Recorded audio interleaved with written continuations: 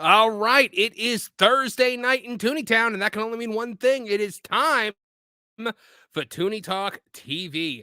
Hello, folks. I'm Marvin, and I am the Movie Monster, and welcome to all of our wonderful listeners here today. We have got a great panel, a stacked panel, if you will. They are all here to bring you the latest and greatest and kind of most infuriating and grating news in the pop culture week. And, of course, as I... hold on one second. Where I can't even see where my cursor is right now. This is not good. Oh boy. 1 second, guys. I'm having some computer difficulties tonight. I'm hoping it's not gonna make. There we go. I'm gonna kill my camera before I do something that. Yeah. All right, folks. Joining us this week, the one and only Mr. Kevin Apollo. Unpublic, if you will. What's going on over there, man? Some technical difficulties breaking down. Yeah, I don't know. It's the internet has chosen the night of my live stream to decide to challenge me, and as you know, I do not like to be challenged. I prefer things to be easy. And hello to all of you guys in the chat as well. I see some familiar faces in here right now. Very happy to see you guys. And we are going to get moving right along. The sheriff of Tooneytown, Kevin Apollo, welcome back to the show. What's been going on with you this week? Not too much, man. Bear sightings have been at a low this week. Only a very brief run-in on Sunday. Other than that, I'm very excited about this act. Yeah, have you scared him off? No, he's never gone. Oh, the threat remains, so we stand ever vigilant.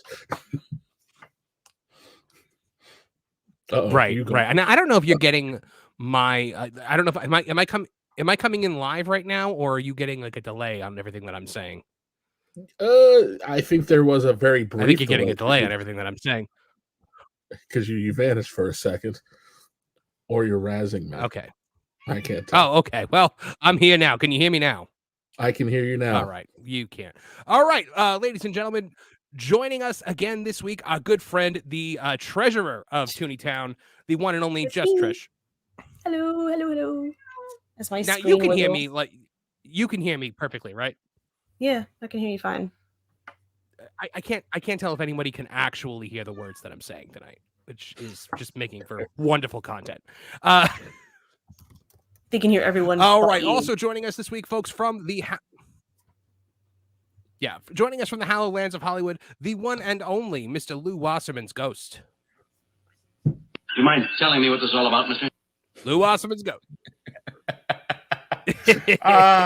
When you said this was a stacked panel, better that than a slack panel, I say. But anyway, we have the bears. I would agree with you very much. And the bees. By the way, you were talking about the actual real bear, not those folks in that neighborhood that got invited to. Because if they went all the way there just for one brief encounter, that would be a damn shame. I would write my travel agent and ask for my money back. If you go into the woods tonight, you're in for a big surprise. Or not. My goodness. All right. And also, folks, joining us from that park place, the one and only Mr. Martin Stone. Unmute thyself. Martin, are you there? You're muted, my friend. Am I? Okay. We're just a mess today. Am I coming in clear? I say, am I coming in clear? You are. You are. You come. You're coming in very, very. That's what the bear said. Yeah. Now, see, I'm worried. If I back out of the stream and come back in, is it gonna just end the stream? That's what I'm worried about. I think it does. Like if I try to fix the problems that we're having. I would think it would. No, all right. Well, I don't know. I'm not the expert. It persists as long as somebody's here. Can we put up a brief kitty technical difficulties graphic? Kitty testicle difficulties? Yeah, right. Technical. Okay. Well, sounds like, all right, like guys. So we have problem. had a crazy week in the. I can tell that I have the delay because everyone just starts talking over me when I start talking. Oh man. All right. So you know what? I'm gonna try to back out and come back in and see what happens. Guys, if it ends the stream, I will restart the stream. I promise. I'm sorry. I'm so sorry. I can't believe this is happening right now.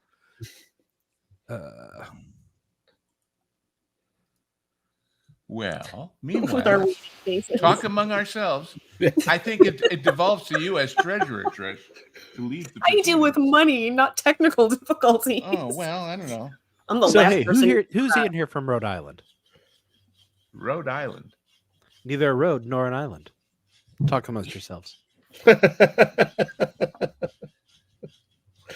I'm verklempt. I love I that. haven't sketch. used that word in was great. forever. Peanut butter is neither peanut nor butter.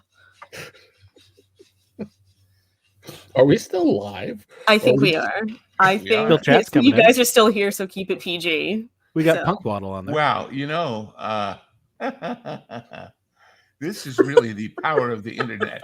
That anybody would put up a super chat for this crap is just you're astoundingly We are generous or fascinating. astoundingly gullible. We haven't quite decided which, but maybe I'm both. sure this is whatever. enthralling. Power Rangers 2017 and the Tommy Oliver rumor for the proposed sequel that never happened. Thankfully, it never happened. Thankfully, or thankfully for us talking about it. That's what I'm trying to decide. But Alejandro, thank you. I'm You know, if reading anybody the should have been here for a Power Ranger question, it would have been Nolan Thunder. Yeah, Yeah. really. That guy loves Power Rangers. Marv also loves him some Power Rangers. I've been told we must keep vamping. The ship is in my hands. Oh, Vamping. So As the Irishman said to the chiropodist, "Me fate is in your hands." Is this my Riker moment? Yes. It's No pressure. This is But like make the it end of Best of Both Worlds. Yeah. It's an away team to the internet. Is someone going to walk in and tell me we have to let go of Marv? Anybody We know any cut 'em bawdy loose. limericks that'll get us kicked off of the internet? Plenty. I think Lou probably I does. Absolutely has a happen few. to know an actual body limerick actually written by Rudyard Kipling. I'll have Would to you- hear that later. Would you like to hear that one? I'm a huge fan of Kipling. I mean, I would Kipling- love to hear it, but Kipling said, "There once was a lady from Exeter, and all the young men threw their sex at her. Just to be rude, she lay in the nude while her parrot, a pervert, took pecks at her." We're still live. Kipling. I think that's okay. I don't think Lou cares. We didn't use any. We didn't use any. We didn't use any of the YouTube no-go words. We would have to explain to the people at YouTube who Rudyard Kipling was, and they don't know. Whoop! It's the back. Are we better now? Are we better now? Well, you'll have to I tell don't us know. We'll have to because you find out. know what you feel like with the delay. Well, I can hear you guys just fine. It just seems like there's still a delay when I come in to talk to you Well, guys. It's hard to tell with just the glowing ring of power with you and me. Right. here. I think we must be doing better. Yeah, it sounds like it might be a clearer. little Whether bit you're better. in Hold sync on. or not is anybody's guess. Well, yeah, It's going to absolutely. be an adventure All tonight. right, I'm just. Yeah, I'm just gonna check real quick and make sure. Yeah, it's not. Yeah, nothing is working. Why is nothing working? This is really frustrating me. Oh my goodness. But Alejandro Melendez with a $4.99 super chat says thoughts on Power Rangers 2017 and Tommy Oliver rumor for the proposed sequel that never happened. Thankfully, Kevin Apollo, what were your thoughts on the Power Rangers 2017 movie? I liked it. I just don't think you needed the Power Rangers to get the Dark Knight treatment. Like that was a dark movie. You don't think of those two at the same time, do Yeah. you? Dark Knight and Power Rangers. Oh, yeah, like It's like fun. Frank Miller's The Banana Splits, the Yes. whole horrible story.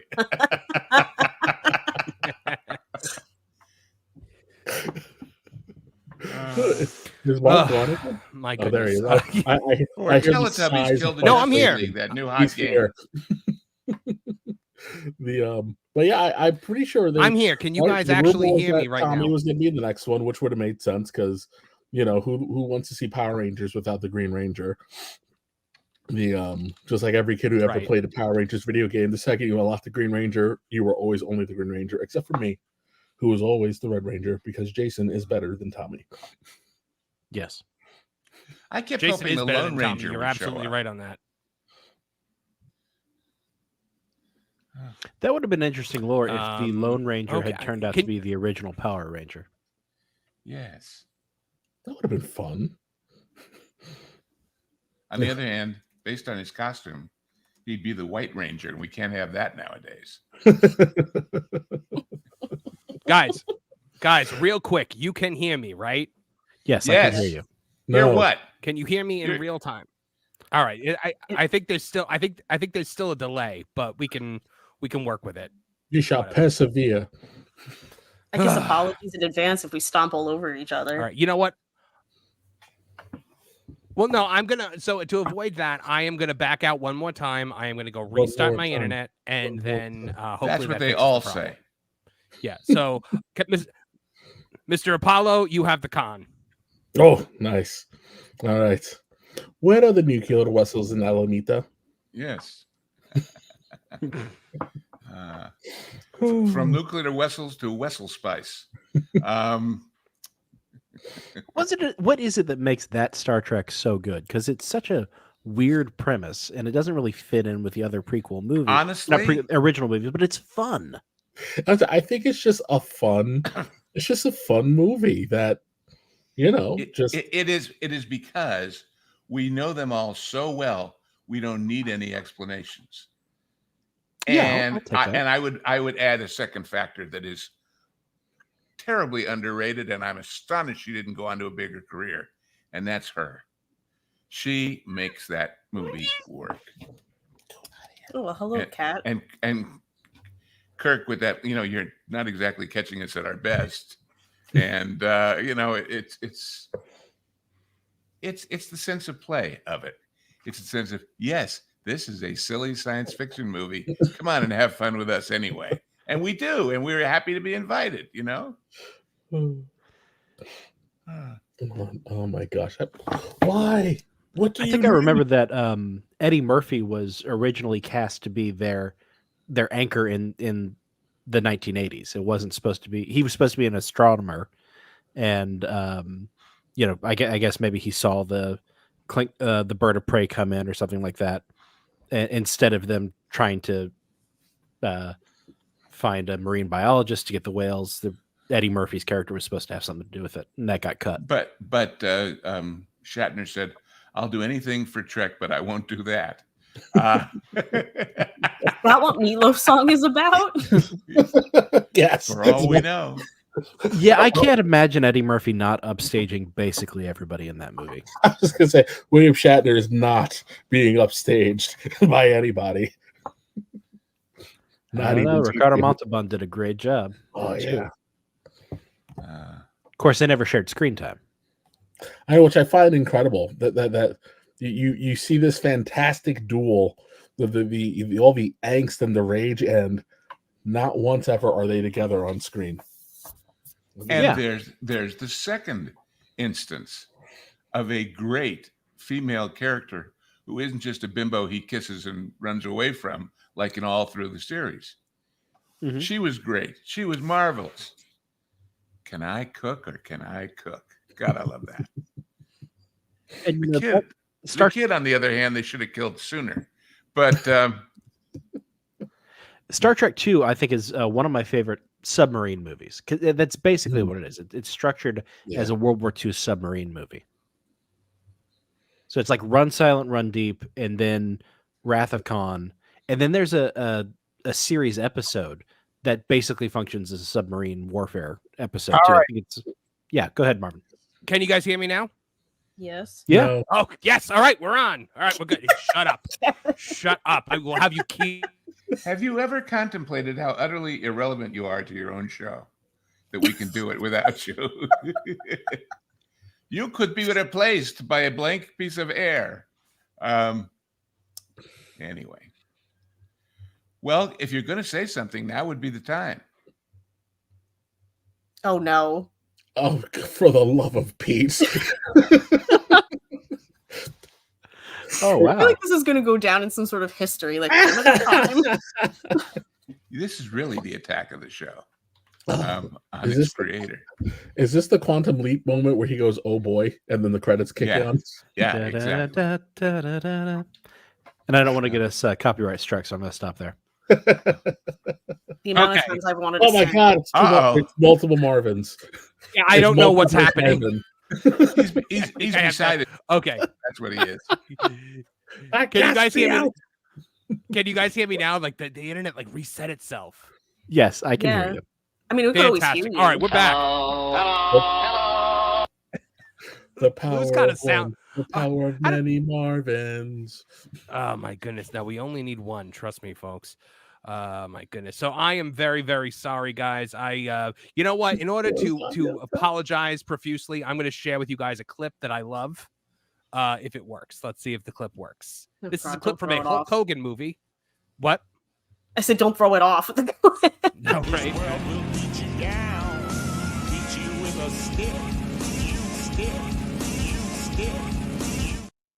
And the dog in the water in the background. Can you? Why? Why does a dog get thrown in the water in the back? This is because we captured real life happening by accident. Because it was so cheap we couldn't afford to pay assistant directors to keep people out of the shot. Right? Oh my goodness. Like, guys, I could not believe the first time I saw that, I was like, there's no way that's real. This is what was it, Mr. Nanny, was it? Suburban Commando, I think. that Suburban was. Commando. Here it is Same one thing. more time. Here it is Yeah. one more time.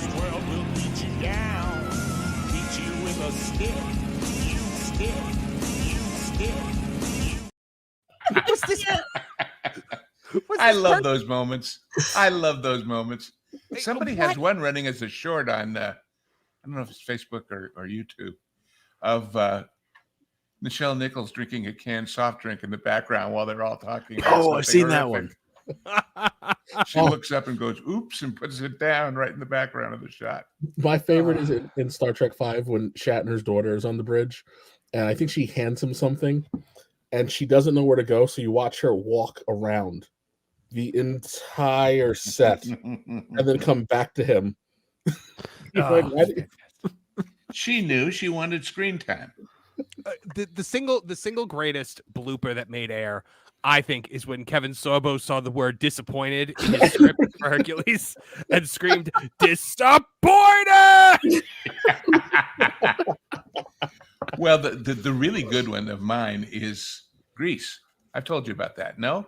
No, I If don't you think watch have. the scene in the malt shop in Greece, and the two of them are having a conversation in front of that big old Wurlitzer jukebox, and those jukeboxes had that kind of fan of gold Florentine across the top arch of it, you'll see the microphone, folks.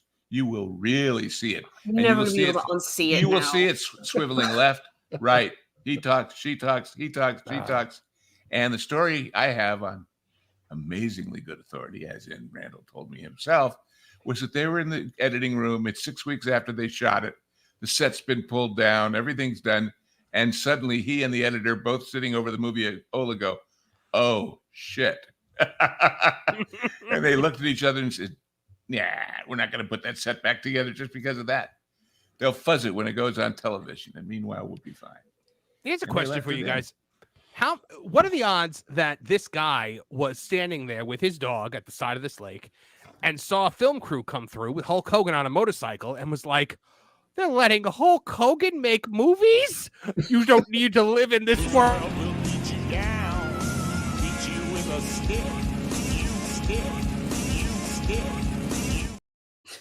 I want to know if that dog was ever heard from again. and if the SPCA got involved. Maybe the dog just liked to swim. I was gonna say that dog's probably having a blast. Yeah.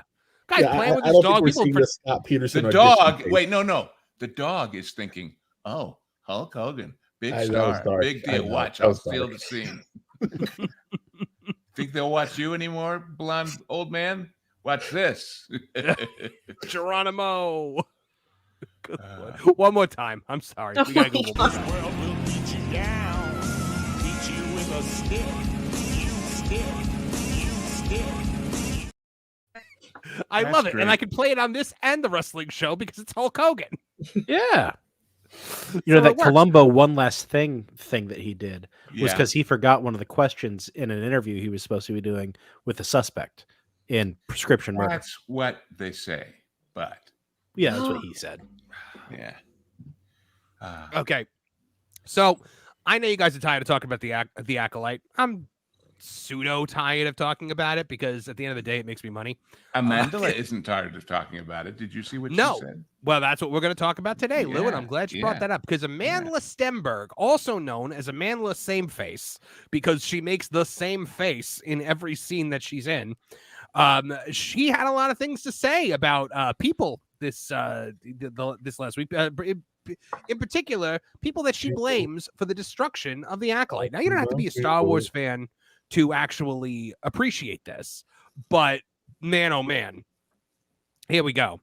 All right, so Amandla Stenberg confirms that the Acolyte is canceled and proceeds to blame, quote, a rampage of hyper-conservative bigotry and vitriol. First of all, the fact that she's attaching this to any political party is ridiculous. I say it all the time. Who you vote for has nothing to do with what media you consume. Unless it's this. Anybody who liked this votes a certain way. That's all. Well, that's but the first problem with her statement is the word rampage.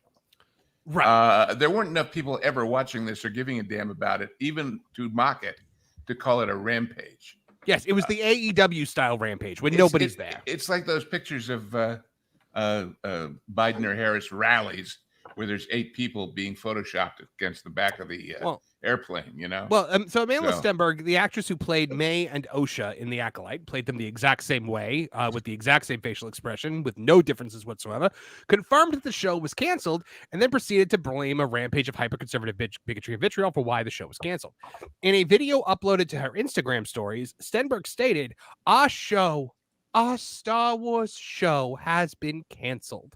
I'm going to be transparent and say it's not a huge shock for me. Yeah, me neither. I would say I was probably the least shocked person on the planet. She goes, of course, and this is the truest thing she says in this entire spiel. Of course, I live in the bubble of my own reality. But for those who aren't aware, there has been a rampage of vitriol that we have faced since the show was even announced, when it was still just a concept and no one had even seen it. That's when we started experiencing a rampage. She used rampage now twice in the same statement. So it's just hack writing right there. A rampage of hyper-conservative bigotry and vitriol twice now too. Prejudice, hatred, and hateful language toward us. It might have had something to do with the fact that all you guys did was wag your finger in the lead into this show. All Leslie and her team did was talk about how we have to take Star Wars back, blah, blah, blah, blah, blah. Not using those words, but still, like, it was 100% attacking the fans from the very beginning. And they courted the vitriol, you know, because that's the Disney special. That's the Disney playbook. Well, but look at this next line. Basically, I knew it was happening, but I didn't know it was happening. But I anticipated it, but I didn't understand it. It's not something you can fully understand what it feels like until it's happening to you. However, I feel I've kind of moved through those feelings in various ways, including being vocal about myself. For me, it just became a situation where there was no option but for me to honor my sense of ethics and my belief system and my value system while being in this very unique position. Wait. I don't know if anybody can do an impression of the sudden candidate of a certain party. But if you threw the cackles in that paragraph, we're not making political statements on the show. No, not political style. I know, but I still don't like to even touch that. I don't. All right, but read that again and imagine the cackling, and it's perfect. It's okay. She's just simply been unburdened by what has been. It's not her fault, but not limited by what could be. which is if I keep saying the right things, the wokies will hire me again for something else. It's kind of like I had this very unique experience of I had this There we go. very I'm telling unique you. experience of experiencing the world at large, which is, of course, hyper divisive right now through the lens of this very unique opportunity of God. being in Star Wars. How many Very times do you unique is say the most very? unique of all. You know what? Like, we were talking about this on That Park Place earlier. I legitimately think that John Trent, the author of this piece on That Park Place, the editor-in-chief, I think because sometimes when we write articles, we clean up people's quotes a little bit, but, we mark that we've cleaned it up a little bit just to make them look a little better. I think John kept this as accurate could be just because it makes her look so terrible. Well, he copied it right off the press release she read it from. Right. Yep. That her agent created it for. Say her Disney handlers gave her all the talking points. You can't say that, Kevin. I'm sorry. I'm sorry. We don't have Disney handlers. They got canceled along with the Acolyte. Except for the DEI chief they hired or are hiring. But anyway. Or at the very least her Lucasfilm pod people. Yeah, there you go. It brought up a lot for me. A lot of socio-political dynamics. Oh my God. Mm-hmm. You're an actress. Big words for her. We give you words. You put on a costume. You repeat the words. You get paid. You go home. We do not hire you for socio-political dynamics. But I'm John JD 999 for 199 says this girl and Mercedes Monet share the same brain. I'm sure they're both being spoken to by the crystals. So, God, and what was that the classic quote from the Dumb and Dumber poster? If they each had half a brain, they'd still only have half a brain. Yeah, something like that. No, like she is the equivalent of if she had more than one brain cell, she wouldn't be able to stand up. She'd be tipping over. Like this is just the epitome of like snooty college kid trying to sound smart. It's Rachel Zegler with braids. Right, and she's only 2 years older than Rachel Zegler. Because the thing is, like when we were on That Park Place earlier, Jonas was saying, "Oh, she's a kid," and I said, "No, she's not. She's 25." And I'm sorry, I'm tired of moving back the term "kid" to decide. How old was Joan of Arc when they lit her on fire? When you're 25, when you're 25, in theory, you should be out of college and working in your career job. Like that's enough. Hadn't Alexander the Great conquered half of India by then? Exactly. And this girl says to talk about the unique experience of experiencing the world.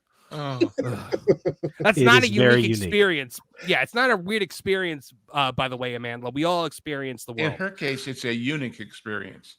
But she just mispronounced it. That's all. Brought up a lot for me, a lot of socio-political dynamics, a lot about my own value system. There's that mythical value system again. She doesn't elaborate on that, but she moves through the world at large. How I respond to that kind of hatred, how I move through the world at large, and it just became inarguable for me at a certain point that in order to continue to be myself, I would have to honor my value system by being vocal, even within the context of working for Disney within the large, massive IP that is Star Wars. What? Large and massive.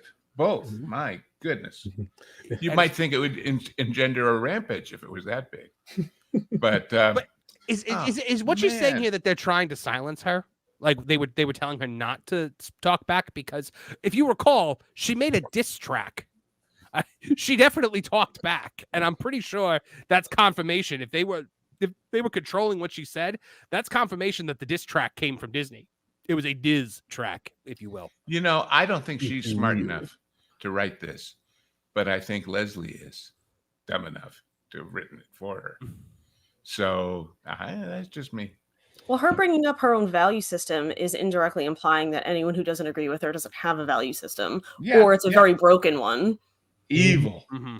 Well, she does.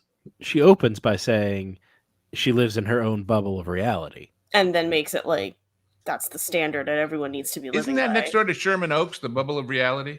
I think, yeah. Nice.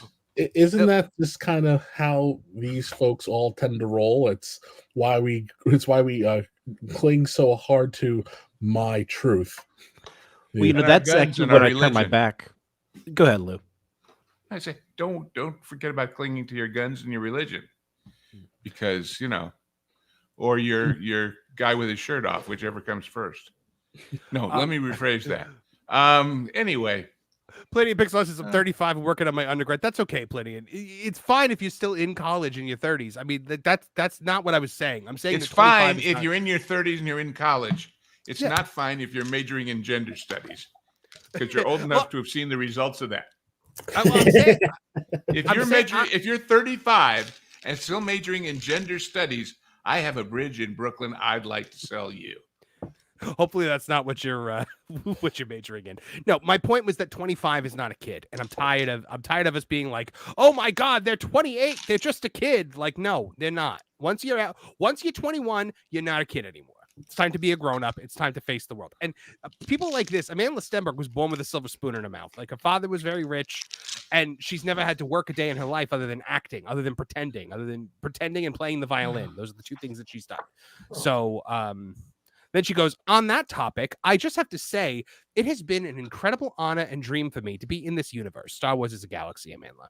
It still feels, even though, of course, I'm very sad about the show being canceled, and I'm sad about us not being able to give people who are vested into it more, because I just feel a lot of levity and joy around the fact that I got to experience it, and that people loved it, and that people were so responsive. I poured through a lot of different... This is just word salad. Yeah. She didn't write this because the word levity is in there, and there's no way she uses the word levity. No, so she's actually wait. Mirth and merriment. She looks in the mirror and goes, "Oh boy!" And we hear da da da da da da da da da da. She was actually doing her hair into her phone while she was like recording this. Of course, she was, right? Like, you know, she's sitting there like, you know. Working on her hair while she's having this like word salad just pour out of her mouth. That is to emphasize the power of her ethnicity. Mm-hmm. The fans have altered the deal. Pray they do not alter it further. So I'm very I poured through a lot of different iterations of fan art and ship art and fan theories and things that were just so beautiful and filled my heart with joy. Yes, I believe we have a picture of her expressing joy right here. There it is. It also might be anger. Another one of her hate. Yes. Yeah, it might be anger. It might be sadness. It might be anything. She might be hungry. I'm not sure. She makes the same exact face for everything with two characters. And then she says, I just want to let those people know out there who supported us in that way and supported us vocally in the face of all the vitriol that we received. There's that word again. And the kind of the targeted attack I would say we received by the alt-right. Just that you were deeply loved and appreciated, and it made the job all the worthwhile for me. Wait, so it was bad, but it was good? Apparently. It was so good, it was bad. And it made all of the challenging elements of it completely worthwhile for me. Plus, my love of sci-fi and fantasy and being able to be a part of the legacy of something that I so deeply value. Yeah, I'm sure you love it. I'm sure it's a huge part of your life. Here's a hint. The real lovers of science fiction hate the word sci-fi. Yeah. So there's that. From there, she goes on to thank Lucasfilm. Just want to say thank you to Lucasfilm for just being an effing awesome team. They were so wonderful to work with, and everybody I worked with in Lucasfilm, particularly Rain Roberts, my producer, was just had such vision and hope. Producer. He was my producer. Yeah. Mine. And like such a God, just blah blah blah. Why has she transitioned into an Emmy Award acceptance speech? I don't know. I was just gonna. It sounds like Joan Crawford at the Oscars in the 30s. My producer, I thank you so much. I have to thank this person and that person. Then she goes on to talk about Leslie Headland and how much she loves her. She's one of the best people in the world. I think she's so incredibly talented and unique and kind. Well, then again, you think you're talented, so you know I'm not going to trust you on your gauge of talent level here, lady. Well, wait. And now next. She says, I want to thank everybody who watched it. So I watched it. Is she thanking me? That's exactly right. Everybody who did the, I can't believe this is so bad shows out there. I want to thank you for watching it because you're 80% of the ratings. To the there we go. Weirdos. Here we go. She then started uncontrollably laughing and paraphrased Kamala Harris, but maybe the last thing I want to say on this subject is that we all exist in the context in all of which we live. What does that even mean? We all exist in the context in which we live. In all of which we live. After collecting her continuum. let's just point out that she started laughing uncontrollably. So Lou was right; she was cackling. Yes. But I'm serious. It's not lost on me how the way these events have unfolded is also due to the hyper divisive of the time that we live in that is driven, I would say at this point, by echo chambers of thought and algorithms that reinforce our biases. Oh my God. I think I'm going to burst a blood vessel in my eye. What is the hyper divisive of the time? What is that? That's not right. That's not a thing. It is. Oh my God. I think I'm going to short circuit. She saw It is hyper divisive. She saw what happened when dear, wonderful Rachel got specific and threw a shade at Gal. So she doesn't want to say the word that starts with an M and ends with an AGA, but she sure wants to really bad. So she made hyper divisive and she made hyper divisive a noun. I can't. This is... John JID 999 for 199 says, go to her with $1,000 and ask define vitriol. You'll get crickets. And she'll say, it's my new line of cosmetics that are good for your skin and the environment. Buy it here on QVC. Well, the context in which she lives does not have the word vitriol. Well, so now the echo chambers of thought and algorithms that reinforce our biases. Is she talking about like YouTube channels there? Because here's the thing. I got to tell you something. Like channels like us, like Pro, Nerdrotic, Critical Drinker, Culture Casino, That Park Place, we all watched the show, Amandla. We were the ones actually watching it. The people that didn't watch it, the people that killed this show are not us. The people that killed this show are the people you were pandering to who decided not to watch the show.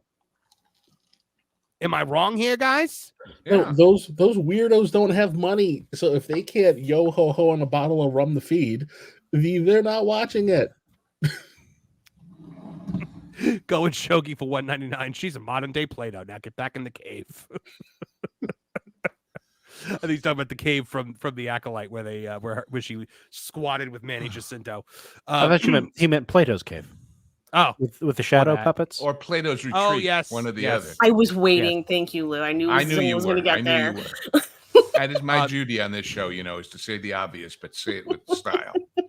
Oh, and now here we go. And I would challenge us all and challenge myself to continue questioning what it is that I digest and think critically about, what shapes it.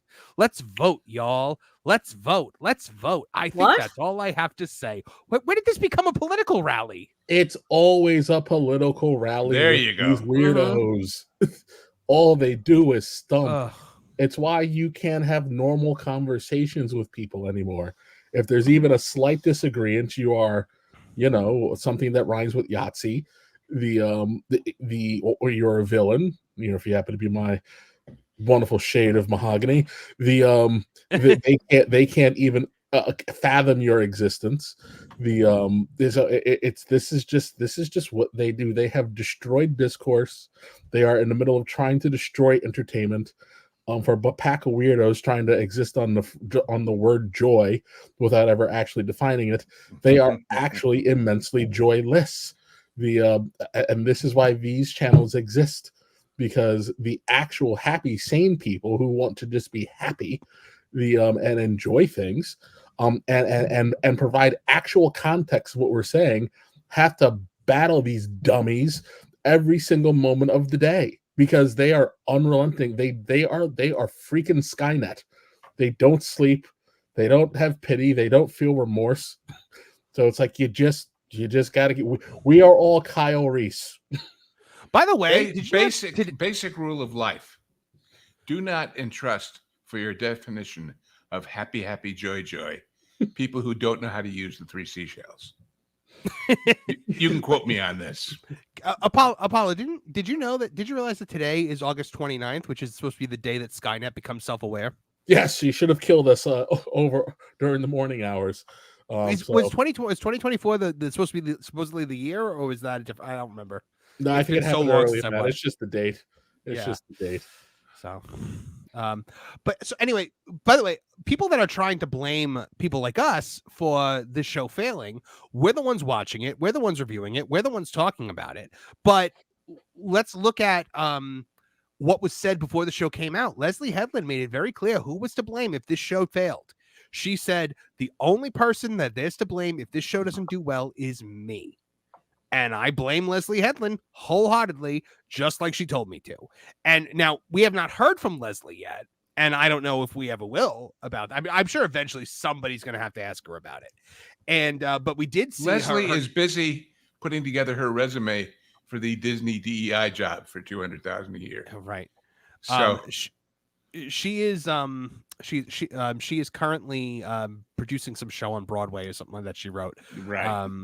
But Leslie's wife, her talentless wife, who she put in the show, who was just a black hole of charisma that rivaled Amandla Sameface. Putting your talentless wife in the movie is a Hollywood tradition. How dare you slight it? That part's the only thing I don't blame her for. She's just following the footsteps of the great and the near great. That's all. It is so she the wife was sharing on Instagram posts from people who were like, this show was, you know, canceled because of bigotry and vitriol and racism and blah blah blah. So clearly in the Leslie Headland household, that is the narrative that is prevalent right now. It's the narrative in every family in America whose kid on the gymnastics team doesn't win the top prize. Mm-hmm. It wasn't your fault, honey. It was those evil, awful MAGA judges, Mm-hmm. you know, at Sunnyside Junior High School. Those alt-right PE teachers from the other school. It was the Romanian judge, you know, with the 9-9 on the sign. Oh, good. By the way, good that we're still talking about Star Wars, because here joining us, the one and only Lorne Connor. Lorne! Hey, folks. So, Lorne, are you alt-right? Probably. Are you part of the evil cabal that personally was out to get Amandla, what's her face? Did you hear her rant? I don't think I can be blamed for that. I didn't watch. But so what? Lorne, you're part of the problem. You could be blamed more because you didn't watch. Yeah. It's like, but I mean, you can't claim that I have hate or vitriol for her because I don't know. I have no idea what her performance was like. I just didn't care. I can't be called a bad person for not caring. I mean, come on. And this is America, where everybody can be called a bad person for any reason whatsoever. Well, okay. But if that's the game that we're playing, then you people just have bad judgment, okay? This is ridiculous. It's dumb. Yes. It's like that. We are allowed to not like things. There's no way you're ever going to be able to guilt me into liking something that I know I'm not going to like. You're never going to make me. But see, they don't care about guilting you. They care about guilting anybody on the fence so they don't fall over and think maybe you're right and they're wrong. It's just a waste of time. If you're on the fence and you can't figure out if you like something, you deserve the swill that you're consuming. Yep, I agree. If Lord's coming in hot tonight. Yeah, Lord's hulking up. Really? Lord's gonna drive a motorcycle down the street, and I'm gonna throw a dog into the water. This world will beat you down, beat you with a stick.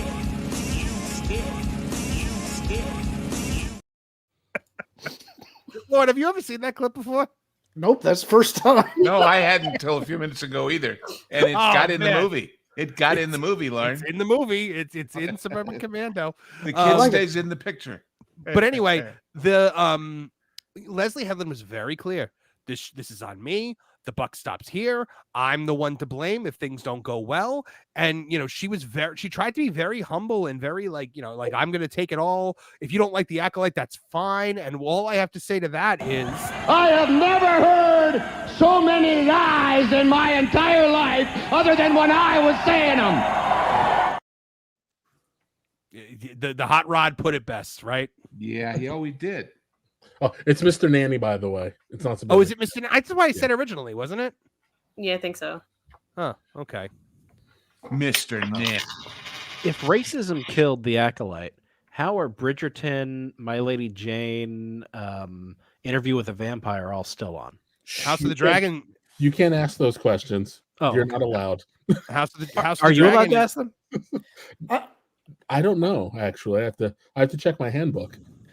I would just come back to the same thing Your that I said handmaids. last week.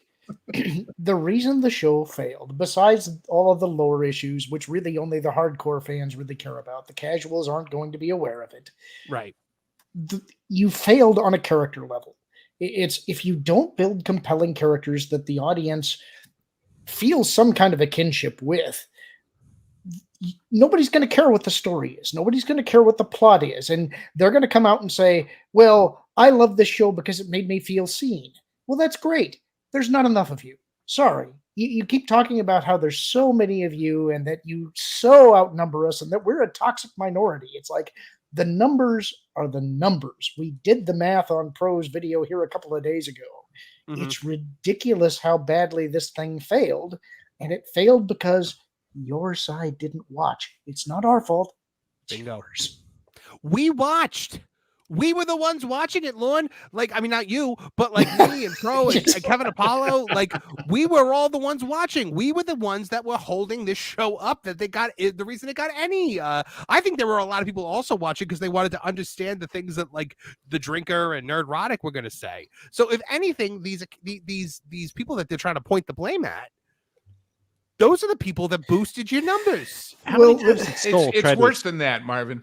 I think someday when the deep dive goes in on the numbers, episode by episode, at the beginning they'll be light because everybody's heard it stinks.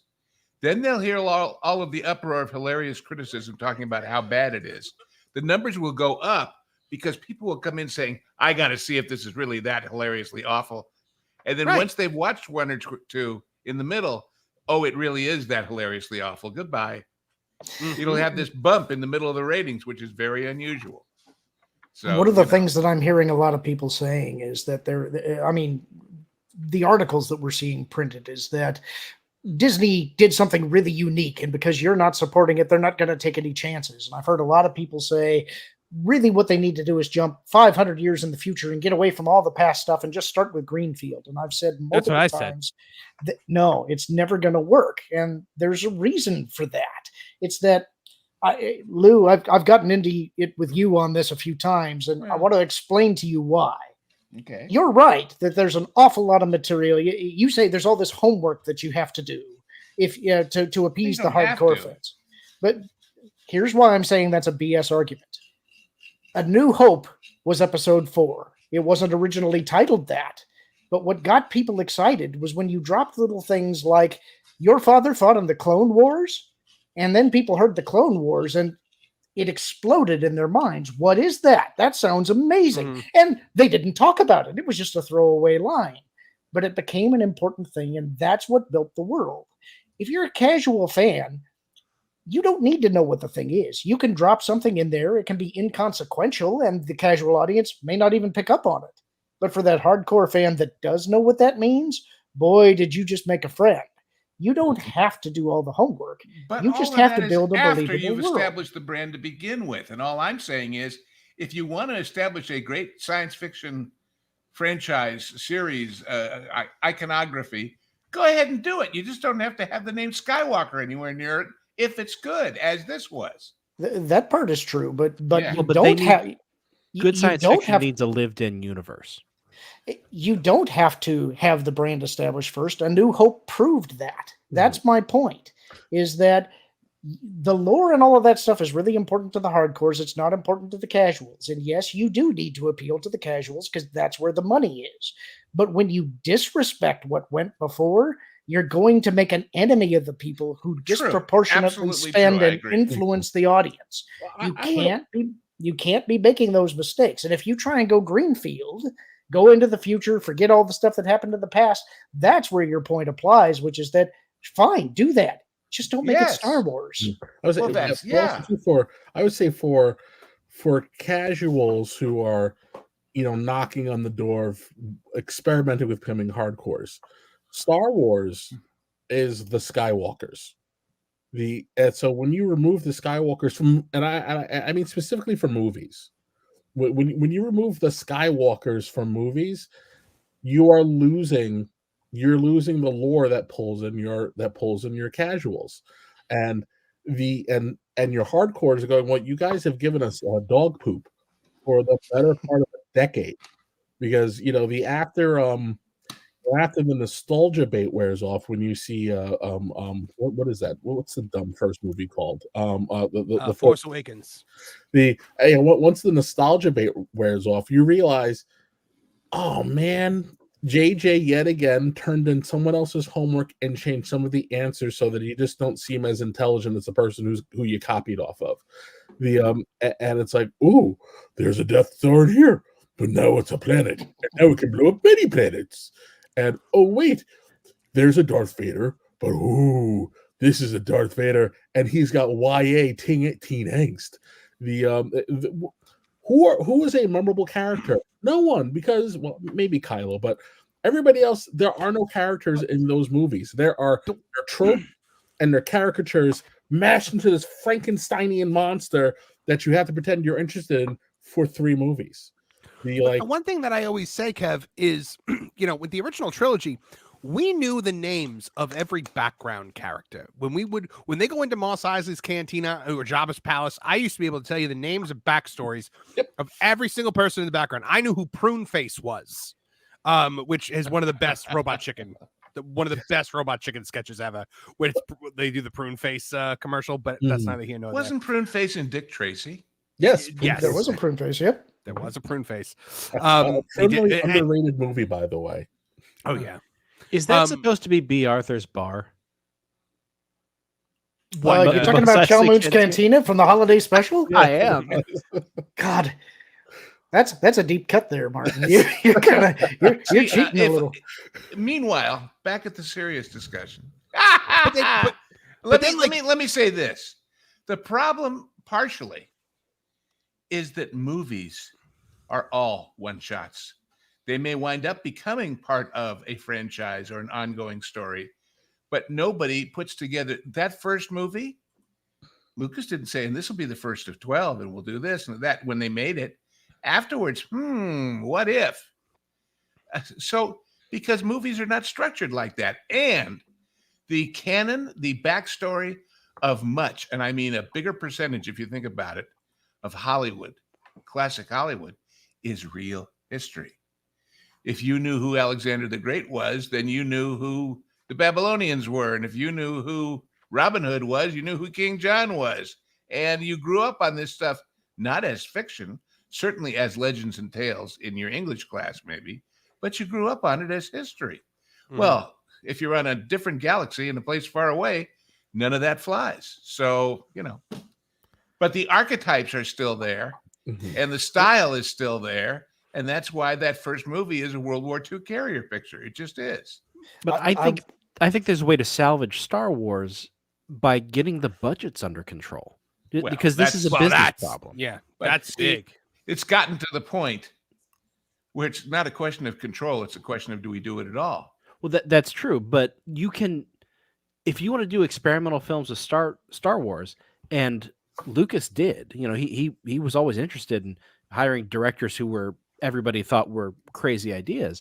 But, you can do small budget pictures, mid-range pictures, and big budget pictures. Save your big budget for the Star Wars saga or for the Skywalkers. But if you want to take a flyer and do something weird, just spend, I don't know, $40 million on a series that maybe is only 4 episodes, something like that. Also, there are other things you do get your budgets under control, like establish a standing combat academy, like for lightsaber combat, that you put all the actors through. But the problem is, when series used to be 36 episodes and then they went down to 22, 24, that was to fit a format and a pattern and a schedule of an annual rerun season. When they cut them back to now 8 or 10, that is to fit what they think that should be.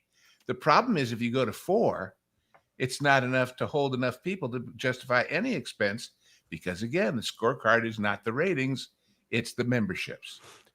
Speaking of the lights. And now, when you said that about an academy, what if you made a movie, you picked 6 or 8 rising young stars that haven't got a big, 3-picture deal lined up already, and you did a movie about the Annapolis of Star Wars, okay? And now each of them got his own spin-off movie because we've seen where they came from and how they learned to fight as a squad, as a team, all of that classic training picture stuff that they did for the World War II movies also. This is why I actually thought that I've always thought that Rogue Squadron would be the way to go, because it's giving you exactly that. It's giving you a stable of characters. And which some of them die and some of them live and some of them get promoted to top sergeant and have their own squad. And some of them become a lieutenant and some of them, these guys like Nimitz and Spruance came out of the academy in 1905, for God's sakes. And that's a whole different world than what they faced in the Pacific. And that's an interesting story of how they adapted those ideas and how it went from the big battleship Navy to the carrier Navy and all of that. You could do that like crazy with this stuff. Go ahead, Lauren. I don't think that Star Wars needs in every one of its projects to follow the Skywalker story. One of the amazing things about Star Wars is that they've adapted stories in Star Wars from any genre that you can think of, and oftentimes following minor characters. And so I think to go to Martin's point, if you want to reduce the budgets on these things, do something like a narrative series with a bunch of unknown actors that reintroduce stakes and have smaller stakes. They keep trying to go bigger, making bigger threats that make the galaxy under even more threat. That's not what you need to do. You need to have smaller stakes with characters that you care about that cost less. Do that, and you'll start to win back some goodwill. Yeah. Yep. Yeah. What you were saying with the putting everybody through the fight school, why is Nick, as far as I know, Nick Gillett is still very much alive and well. Like, why is he not involved in every Jedi related Star Wars project, Lauren? I mean, he was the guy that made the greatest lightsaber fights of all time. And they named a Jedi after him. Sindralig is Nick Gillett backwards. Yep, and now he's working with Star Wars Theory on his projects. Did you see that they had met up and that they're working together? Oh, I didn't see that. Oh, that's going to be huge for his saber line if they're all Nick Gillett approved. Well, I think it's more that they're doing fight choreography for his Vader film is my the second thing. But I mean, the answer is the same answer I would give you, which is, why is Ben Burtt no longer doing the sound effects? Why is it Matthew Wood? You know the reason why when you start asking those questions. But I would I would fear for the future of Star Wars Theory's film, though, because Disney is going to shut him right down. Pablo Hidalgo is rubbing his hands together. There was a time when Star Wars fan films were plentiful and you could find them everywhere, and George didn't care. George liked them. George was like, yeah, this is great. People are being creative. I'm inspiring creativity. Then, Kev, do you remember the second Disney bought it? All of a sudden, all these fan films that had existed online for over a decade were just shut down. Even silly little YouTube channels like what was it, Chad Vader, like everything was gone overnight. But that's about Disney. That's not about Star Wars. That's about the engulf and devour attitude. Yeah. Well, and we saw it happen too with Star Trek. The second it becomes a corporate IP. You see the fan creativity get squashed out because the fans know more and know better and care more for the IP than the assigned creatives who are supposed to be steering the ship. Have you guys ever heard the story about the Die Hard song? Because some managements do it right. If you go look on YouTube, you'll find a song by a band called Guys Night, Guyz, I think they do it, Nite. It's a band from the Philadelphia, Boston, New York circuit, so to speak, and they loved Die Hard. I mean, they loved Die Hard with a passion that knows no bounds, and so they wrote a song. But when they made their video without any permissions, they're not in the video, the movies are. And the lyrics are things like, remember when we first met John McClane, Argyle picked him up from the plane and took him to the Nakatomi Tower. And the refrain is, yippee-ki-yay, mother, blump, blump. Okay? And it's great. And they had movie 1, 2, 3. About that time, when they were in pre-production on movie number 4, Fox found out about it. I don't know why it took them so long, because they had millions and millions of views, and go watch it. You'll see why. It's great. And the lawyers wanted to shut them down for using all those clips without permission. Thank God Fox's PR people said, wait. We got an aging series. We got millions of people who like this thing. Why the hell should we shut them down? Let's co-opt them. And they went to them and they said, listen, the movie's not finished. We can't even show you the finished movie or the script, but we can give you access to clips to the new one if you add it as a fourth verse to your song. And that's what they did. That's so cool. And it's great, but it shows you how, if you're smart, if you're not the lawyer who says, I know we can get out of the dead lady at Raglan Road by saying she signed an agreement to watch our TV show. If you're not that young punk smartass lawyer attitude, if you're creative, you can make these things work. But no, not Disney, because they're God, you know. Mm-hmm. Well, but Disney's PR department. Why does God need a starship?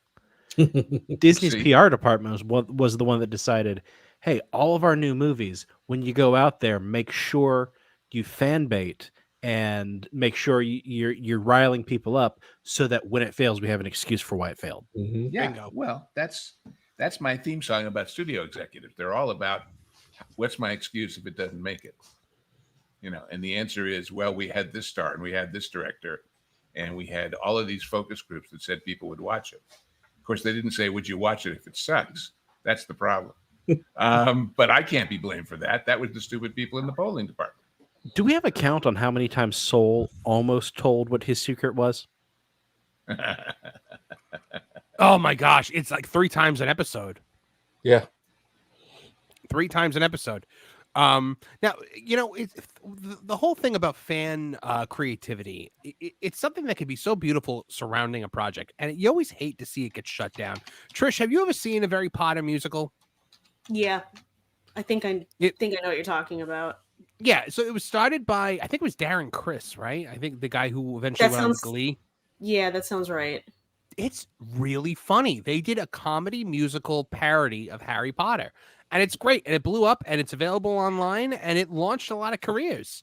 And it's like part of the fandom for people. Like, it's part of the whole world. It's kind of woven itself into the fabric of it. So it's dumb when they try to shut that stuff down. Mm-hmm. And I think that if she had tried to shut them down, it would have been a major problem. Well, and isn't a healthy fan community a good way to gauge the interaction or how intense the love of a thing is?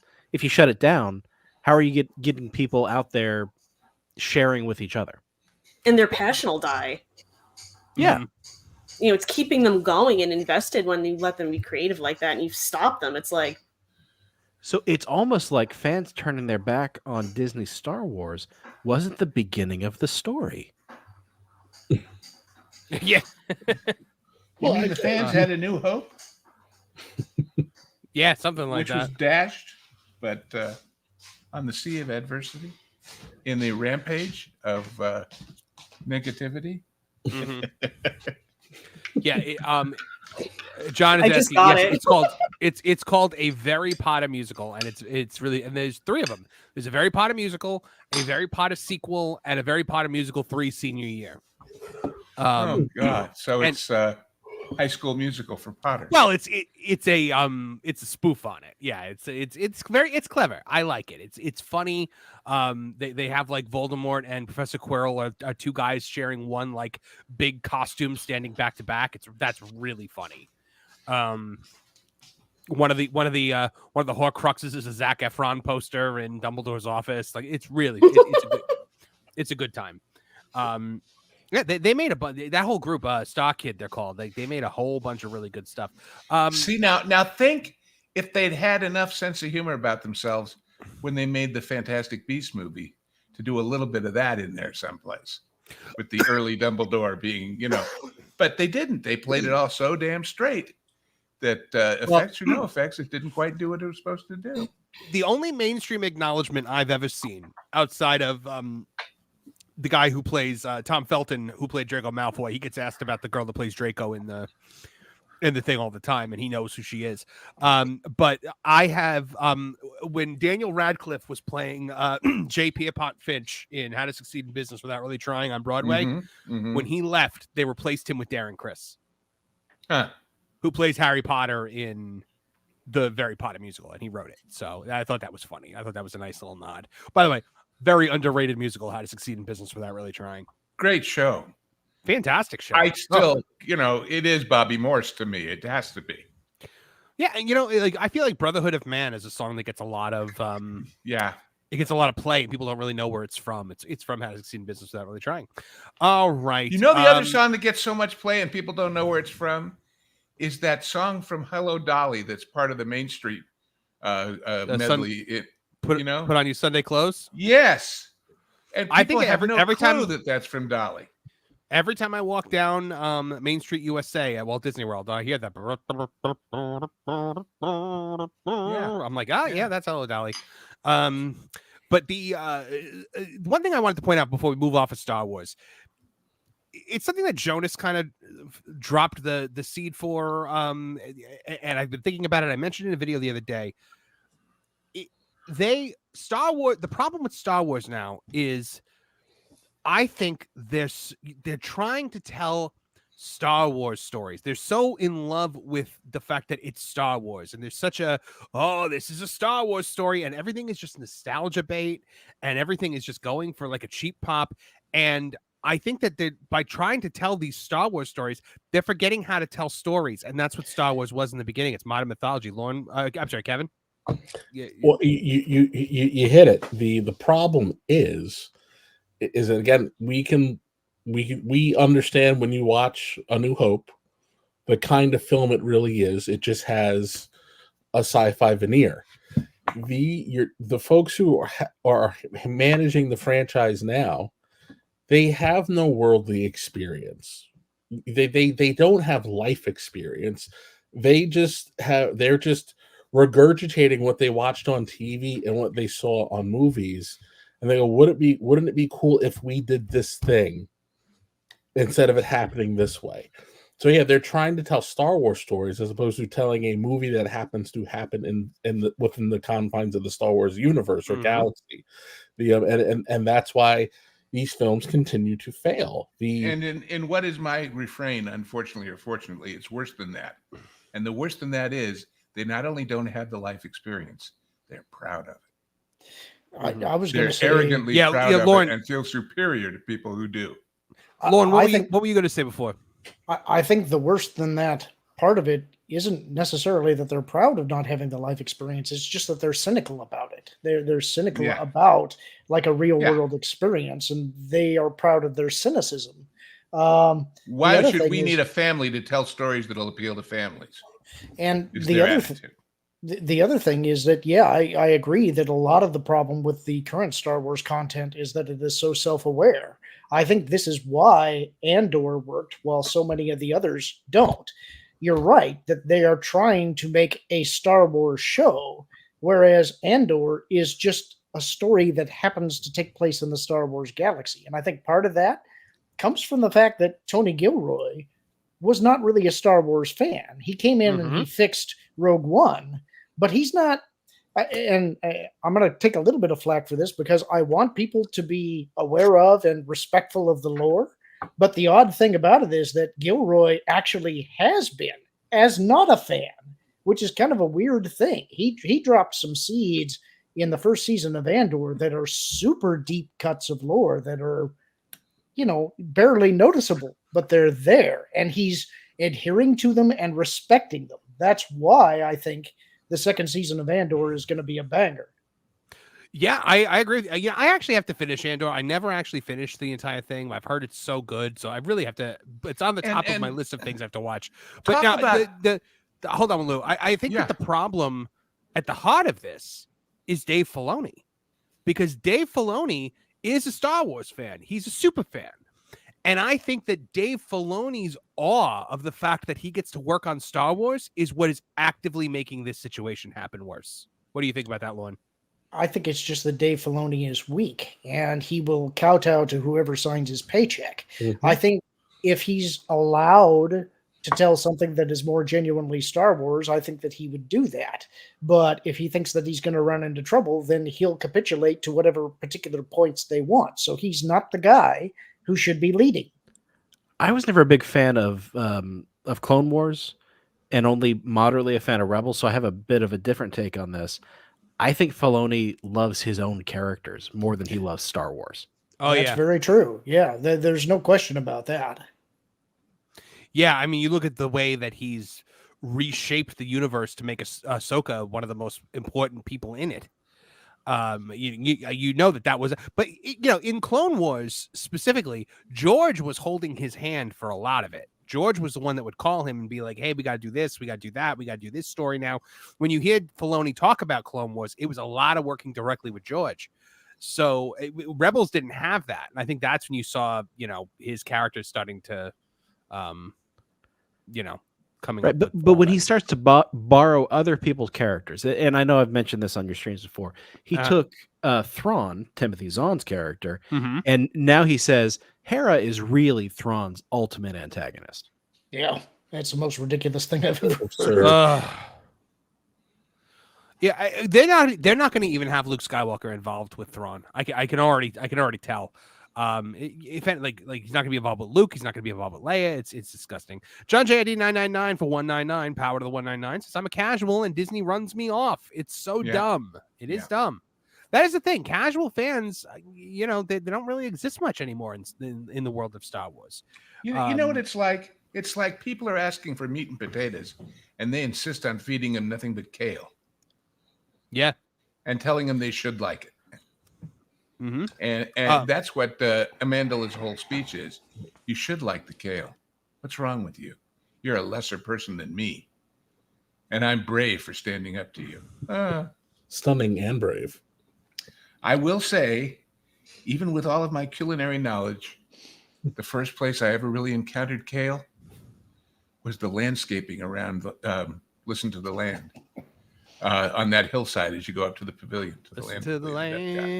Oh, for me, it was the kale was the green stuff that surrounded the salad bar at Wendy's. It wasn't actually food. It was a garnish. Yes. Yeah.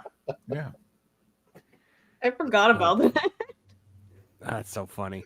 It was, what's that green stuff that looks like a bad clown's collar? I don't know what you're talking about. Well, that curly, like Chucko, or Bozo, those classic right Victorian fine lady muffs or whatever they called them, Oh my. Oh, you got a dirty mind. And if you can get a dirty mind out of kale, man, I applaud you. By the way, that's how they could sell that stuff. Tell people it's an aphrodisiac. That was, by the way, totally aside, but on marketing. And not politics, even though he's a political guy. Dennis Prager once talked about the best advertising he ever saw. It was an ad for one of these organic, non-pharmaceutical Viagra variants. He said, and what the first line of the ad was, it said, if you are completely satisfied with your sexual performance, don't watch this ad. That's brilliant. He said it was real from someplace. So that's interesting. That's Jason Pepperfoot for $10. We can have inclusion in modern storytelling with quality in writing and production. To have anything else is to be accepting of virtue signaling just to take your money. We fans deserve better. I agree. I 100% agree. And I say it all the time. There's nothing wrong with having a strong female character, with having a black character, with what the problem I have is A, when you take an established character and you change them to suit a political narrative, and B, when you have these characters and you just like, what am I trying to say? Like you strike a pose to take a bow because of how inclusive you are. That was very Madonna. Yeah. Yes. Vogue. And take a bow. Yeah. Do you think we won't get Skywalker involved with Thrawn because then we get Mara Jade and we can't have redheads anymore? Well, that is also true. Well, no, Mara Jade will just be black. It'll be Zendaya. Yeah. Yeah. Jason, a Venn diagram. Thank you to everybody super chatting tonight. I really appreciate it. Here's a little clip just to show our appreciation. 你好，中国就是叫西呢，我爱更尊重中国更中国人，我很抱歉对我的错误，对不起，我很抱歉，你必须了解，我很爱、很尊重中国跟中国人。不好意思，再见。Thank you, John. We appreciate you. You just wanted an excuse. No, it's a thank you video. It's a video that we play when somebody is very generous and gives to the network. We appreciate it. It's what helps keep the lights on over here, and we want to encourage that. So we can see John Cena's butt better. Well, he's apologizing for showing his butt. He's not showing. Well, I don't know. I can't see. Well, but not for keeping the lights on to see it by. So anyway, very true. But you can't see John Cena. We saw. Yeah, I know. Man. All right. So strange looking person, isn't he? Moving along. And I say, he got to be a movie star. He looks like a Mad Magazine exaggerated spoof back when people did it with pen and ink and not AI. You know. Well, no, John Cena Jack is. Ernest. Well, yeah, he is Jack Ernest Jim with Varney. steroids. He is Jim Varney on steroids. There you go. And, You know what I mean? Literally. But he also is the size of a legit action movie star, and I like that he's in Hollywood because we're losing the action movie star, guys. We're losing the Stallones and the Arnolds, and like we have Vin Diesel and The Rock right now. That's it. Well, you know, the guy I actually like is Channing Tatum because that guy is hilarious. I think he's funny as can be. He doesn't do much anymore, though, does he? Like other than doing Deadpool and Wolverine, I haven't seen him do much in a while. Well, Stratum's not that big a guy. Certainly, Keanu as John Wick is not a big guy physically. Tom Cruise.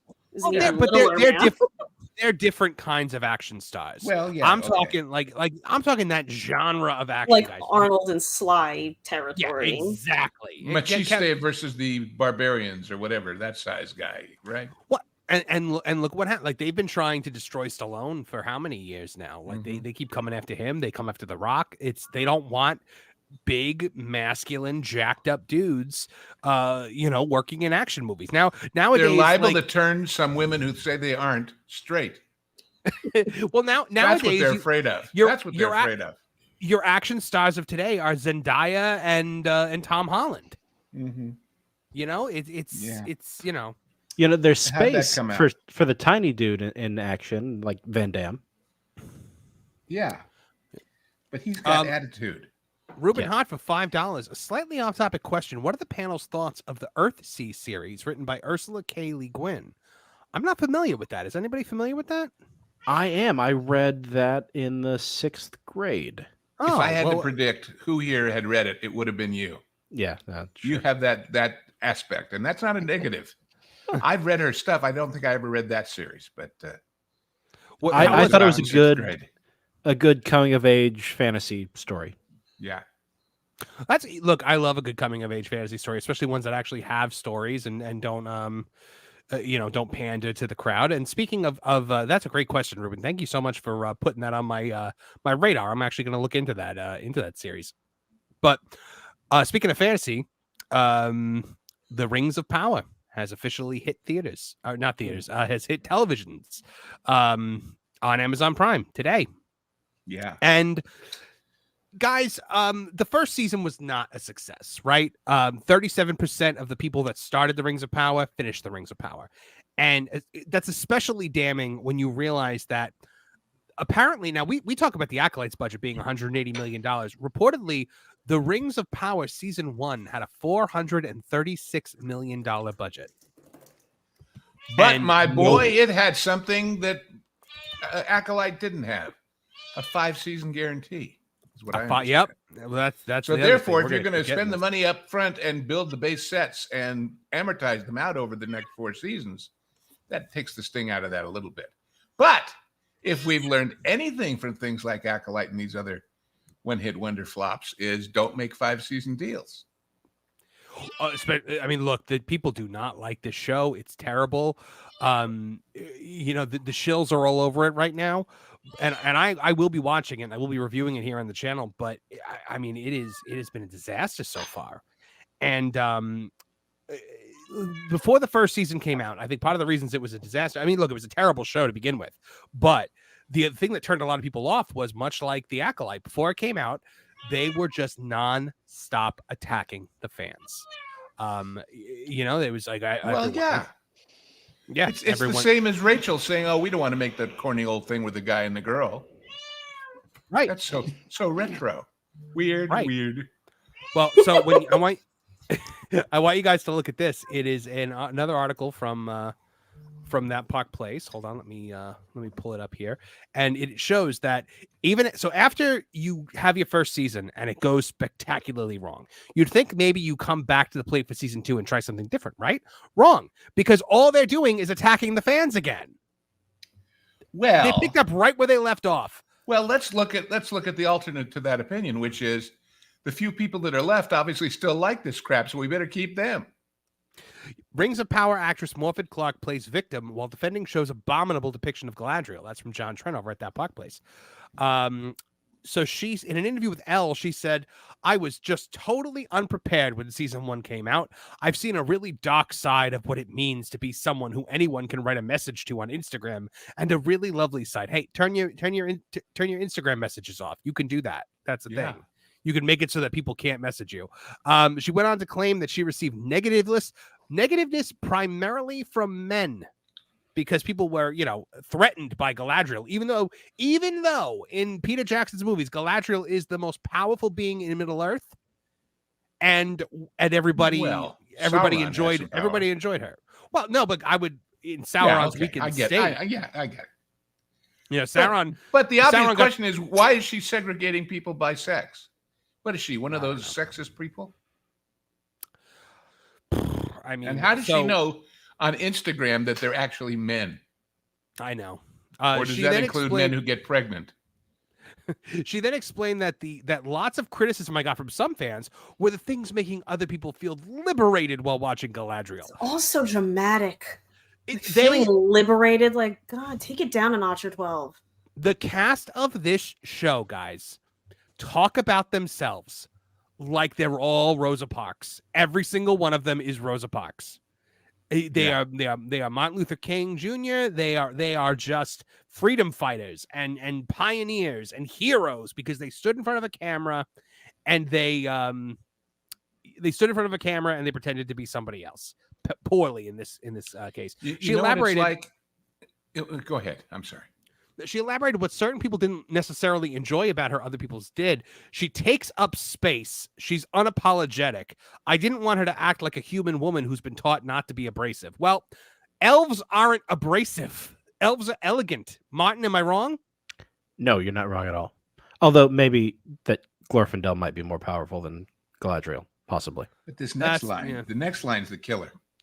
Yeah, every other character I've played, because they're human women, there's shame built in. In season 1, Galadriel doesn't have that. I'm glad I committed to that. What? Why is there shame in being a human woman? I live my life under a cloak of shame. I really feel sorry for her. If bad people come in. Oh my goodness. So you know what? I do agree with one thing that she said here. In season 1, she certainly took up space. That's about the only thing she did in that show, was take up space, because I mean, Galadriel's character was destroyed and turned into this smirking, snarky girl boss who is never challenged by anything, is always right. She was Michael Burnham from Star Trek, but in Middle Earth. She then goes on. The showrunner J.D. Payne also attempted to evoke J.R.R. Tolkien to justify the massacre he and Clark committed on Galadriel. Tolkien gives us hints that Galadriel was prideful, that she was a warrior at various times in her history. He added, "We said, how can we take her from being an impetuous, prideful young warrior to the wise lady of the wood?" Martin, I don't remember Tolkien ever hinting that she was a warrior. He says she was athletic. Yeah, and that she was Sauron's by male standards, perhaps. You sexist pig. The way they portray her in this is just disgusting. It's terrible. She's awful. The show is awful. It's an insult to Tolkien. They're gonna kill off Tom Bombadil in this season too, I guarantee. Like, they're just gonna completely ruin him. Which, I already hate Tom Bombadil as a character, but all I can say, if those kids today, I get to say that I'm old. These damn kids today, if they can't even with spell check write literate English in their Instagram posts, they sure as heck haven't read Tolkien. Well, because they haven't got the patience for it. Why do you hate Tom Bombadil? I was very I get it. during that section. I understand. Okay. I'm glad you understand that, because that section of the book, especially in the audiobook, was just so annoying. It's just because he speaks in song, but I have a feeling he's not going to be speaking in song in this show. So, no, I have a feeling like Goldberry is going to fall in love with Galadriel. Oh gosh! What about this part about they cast Lenny Henry, Sophia Nomvet, and Ismael Cruz Cordova as a hobbit, a dwarf? Doesn't that sound like a hobbit, a dwarf, and an elf came into the Shire, in a bar, and said, long face. Watch Into the Prancing Pony.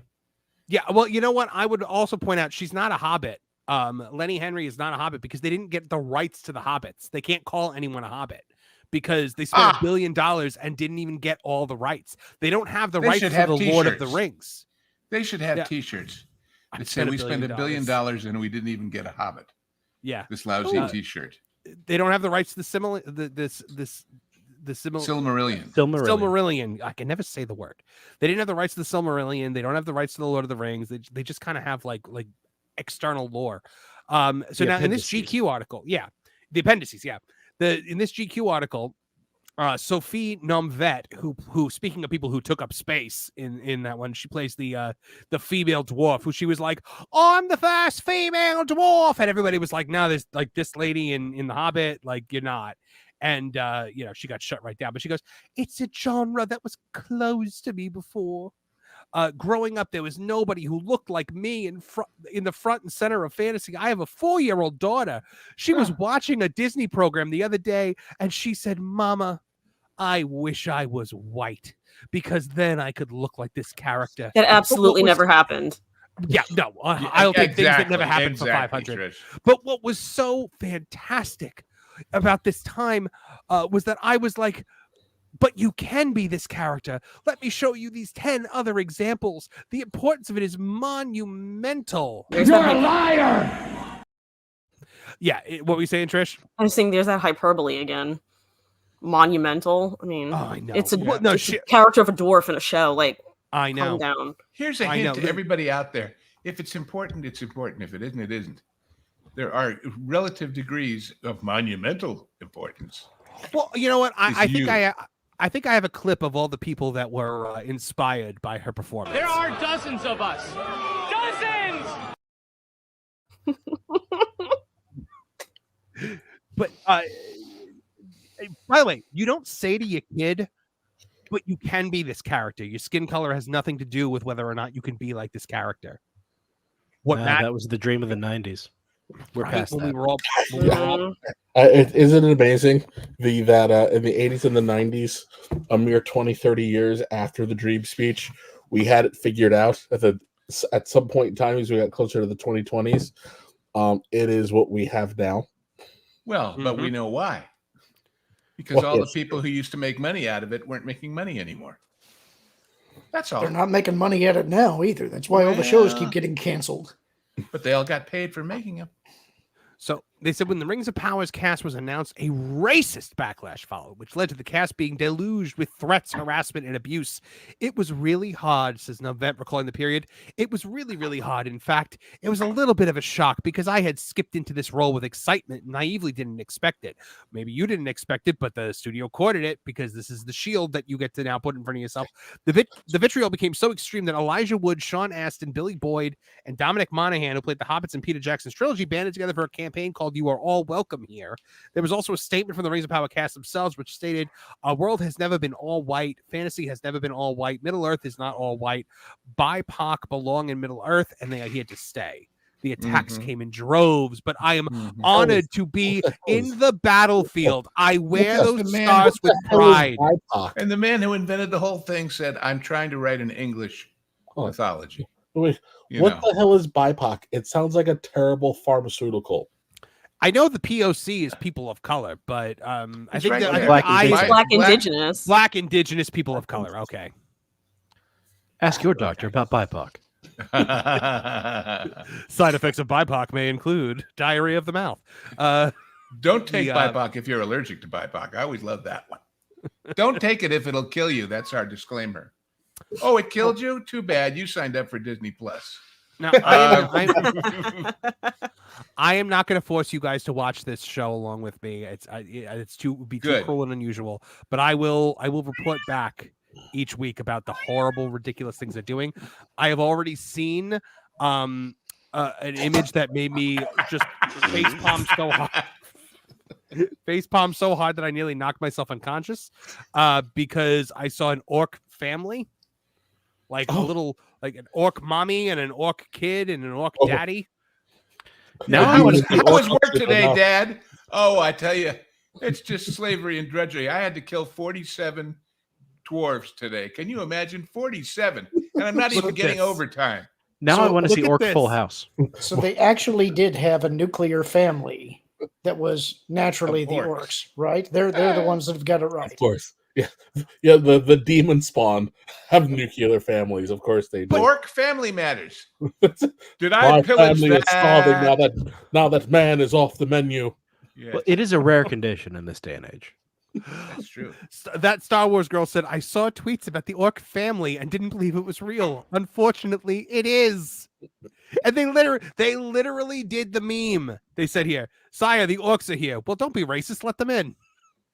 Oh, God. It's ridiculous how bad this show is. And I wonder what I dream of a day when orcs will be judged by the power of their swordsmanship, not the odor of their halitosis. I'm just checking Rotten Tomatoes real quick to see what the audience score right now is 51%, and the critic score is 87%. So why is it? Well, now you know how it got all the way up to 51. The critics want the season 2 cupcakes. That's all there is to it. So let's see. All critics score is 87%. The top critics gave it 72%. So, from the preview I saw, does Celebrimbor look like he has maybe a thing for Anatar? Yeah, maybe could be. Okay. I mean, we know Galadriel and Sauron are apparently going to be getting it on this season. Ew. That's why they had to kill off. With this ring, I thee rule. They've never even brought Celeborn in. Her husband, Celeborn. They killed him off, even though he's did alive. they? Well, I didn't even notice that. She believes him to be dead. I am not a Lord of the Rings fan. I'm not real knowledgeable about it, but isn't there a character called related to Sauron, the Mouth? The Mouth of Sauron, yes. Yeah, he's the one that. That's the one getting it on with Galadriel.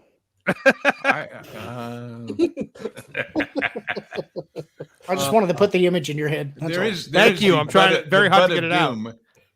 There's a Rule 34 of that out there somewhere. Oh no.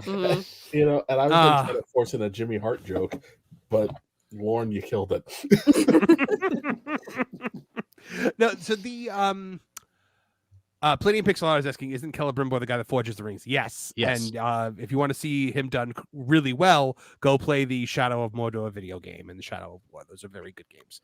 They break canon, but they're supposed to be its own little contained thing. So he's also a master smith who doesn't know what an alloy is. Does not know what an alloy is. Has to be told by Sauron that maybe if you mix this metal and that metal, you'll create a stronger metal. On the other hand, they know what an ally is. So there's that. Okay, so we talk about a lot of negative. I want to actually look at something positive right now.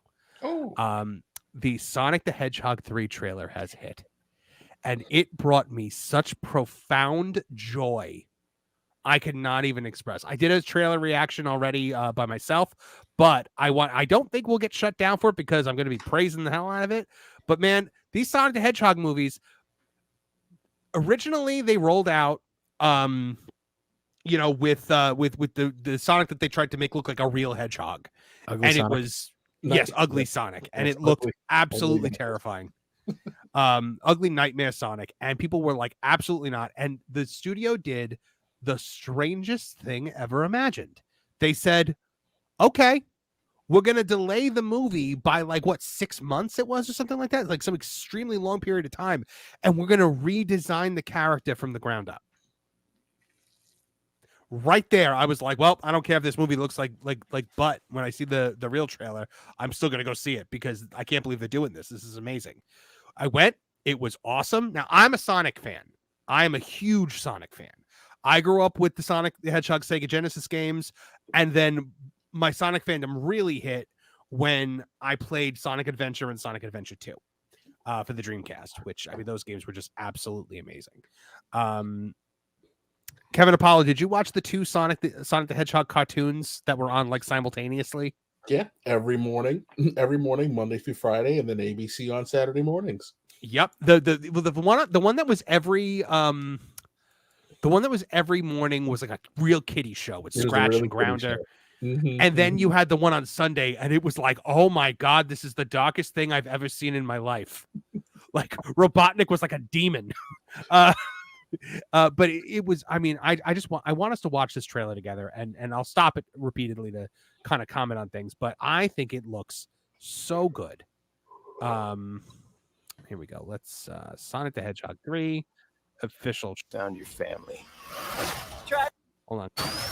Sonic, you finally found your family. Trash keeper. I know it has no. The casting is stellar in this movie. You've got Ben Schwartz as Sonic. I believe Tails is played by the person who plays him in the games, but Idris Elba as Knuckles. I thought I was going to hate that, and I ended up loving it. Sonic 2 was fantastic. Anybody? Agreed. Absolutely. My kids watch it all the time still. I was going to ask Martin if your kids are into Sonic, because like it is, I think it's the boy brand right now. I don't know. The Mario movie was huge. And by the way, how great is it that the two biggest boy brands on the planet right now that Marvel and Star Wars have dropped the ball, are Super Mario and Sonic? Yeah. I know, it's the early 90s all over again. The console wars. Yep. Like the Backstreet Boys versus NSYNC. I just wish they were being made by the same studio so that we can actually get the crossover, but I digress. It's always been easy. But you didn't change who you are in here.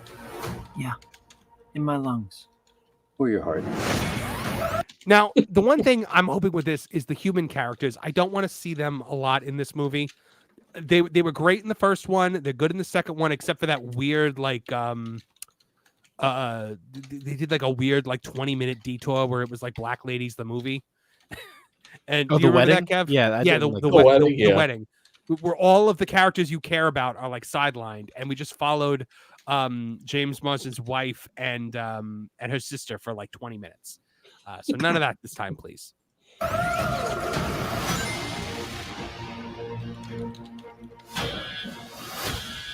There's been a high-level security breach. Oh, yes. And we need Team Sonic's immediate assistance. Project Shadow is far beyond anything we've ever encountered. Look at that. Look at Shadow. Like, they did right by this one, Kevin. Oh, 100%. I love that it's Keanu Reeves, too. Oh, yeah. No, the original rumor was Hayden Christensen, and I was very excited for that.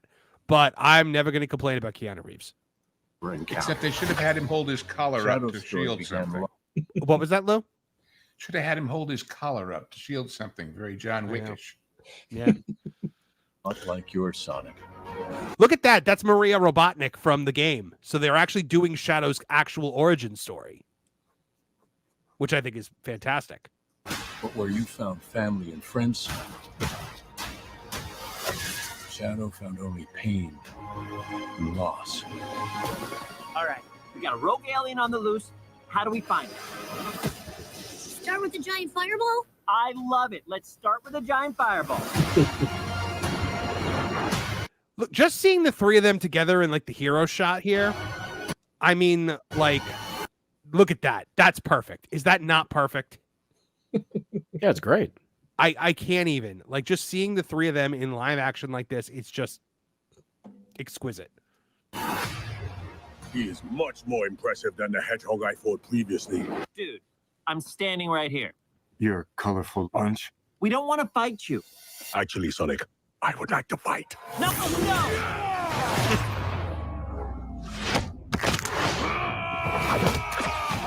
My turn. we just talk about this?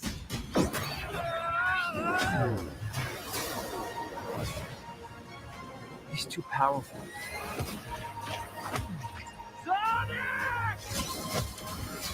I can't believe I'm saying this, but we need you-know-who. This is a bad idea. When has that ever stopped me? He's fat. They made him fat. Finally. Thank you. I've been waiting for Fat Eggman for the entirety of this. Doctor. We have visitors. This is sad, Robotnik. Even for you. We need your help. On one condition. What? Do this! If I can't rule the world, I might as well save it. I need room. Sir, I don't have the proper materials. Found some. He is at his Jim Carreyest in this role, isn't he? Mm-hmm. Oh, It's nice to see him back without all the bullshit. I know. I agree. It really is. There won't be anything left. Hey, no cheat code. What did you do? What I had to.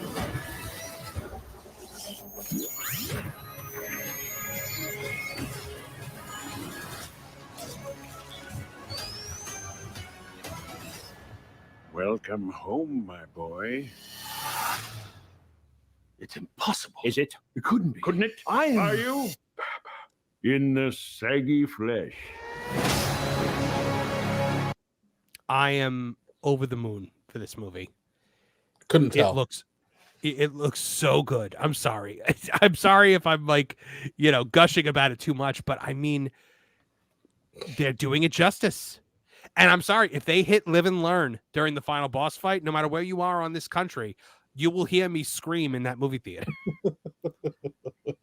I love that that Keanu Reeves has turned down MCU and Star Wars reportedly multiple times, but he's doing this, and he did SpongeBob the first time they asked. Yeah. He also did a movie on Netflix. I can't remember. Oh, Always Be My Maybe. And they wrote in just like, oh, it's going to be Keanu Reeves that she dates. And they're like, yeah, let's reach out to him and see if he'll do it. And totally expecting him to reject it. And he's like, yeah, sure, why not? It sounds like fun. And they were like, wait, like, you're actually going to be in the movie? And he was hysterical in it. And they're like, that's just how he is. He's just like, oh, this is a random little thing. Yeah, I'll do it. It sounds like fun. Is that the one with Winona Ryder? No, it's Ali Wong, I think, a stand-up comedian. And the guy and the father from Fresh Off the Boat. I actually watched that. Yeah, and Keanu Reeves is funny because he's playing a celebrity, but like basically anti Keanu Reeves, where he's like really arrogant and all that stuff, and it's just very funny. Do you remember when like everybody hated Keanu Reeves' acting, like around when the first Yes. Matrix came out, and he was like a punchline? And now I don't know when it happened where like we all just reversed course on him, but man, we all have. I never reversed course. I always liked Keanu Reeves. Well, but it's happened on a lot of guys that you didn't think of as action guys. Look at Liam Neeson, for example. Yeah. I mean, would you ever have expected that he would be out there saying, I have certain skills and I'm going to kill you with them? It's like, nah. Hey, do we get the movie Nobody if we don't get Taken first? That's a good question. That's a good question. But Lou, I know you have to leave us. Sadly, yes. I have. Well, I we have appreciated a date having with you a here. sonic voice actor of my acquaintance. I'm going to say where he's going to say, where were you? I'm going to say on Marvin the Movie Monster Show, and he's going to say, you did that. Anyway, it's great to see you all. Great to be a part of this fellowship of the blings, and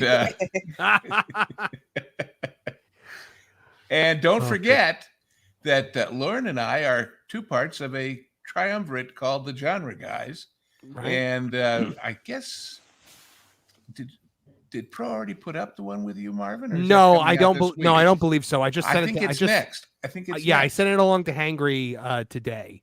'Cause Yeah, I had to do think it'll come out editing like on it, Monday, but- Tuesday of next week. Yeah, and the three of us sat down and we talked about Superman the movie, the original yes, Christopher Reeves. and this week Hangry rejoins us, and we're going to be doing Chinatown. which should be fun. Wow. And then the other thing I wanted to mention, every Sunday I do this show with Vash about Lou and you and the birds and the bees and the trees in Hollywood. But these 2 weeks of last week and this coming one, it's going to be Saturday at 2 because Vash is out there emulating Frank Sinatra and Elvis and doing what all the cool people do in Palm Springs for a week. So Saturday at 2 for that show this week, and then back to our usual Sundays thenceforward. Awesome. Thank you so much. All right. Thank you very much. Be good. And if you can't be good, well, so what? Bye-bye. See you soon. Good night. Thanks for having me. Night, Lou. Oh man. So guys, Sonic 3, I'm going to be there opening night. I know that. It's more even that than I enjoyed the trailer. I am excited to be excited about a movie again. I like whenever there's anything Marvel or Star Wars, I'm always and DC, I'm always approaching it with like even if I think it's going to be good.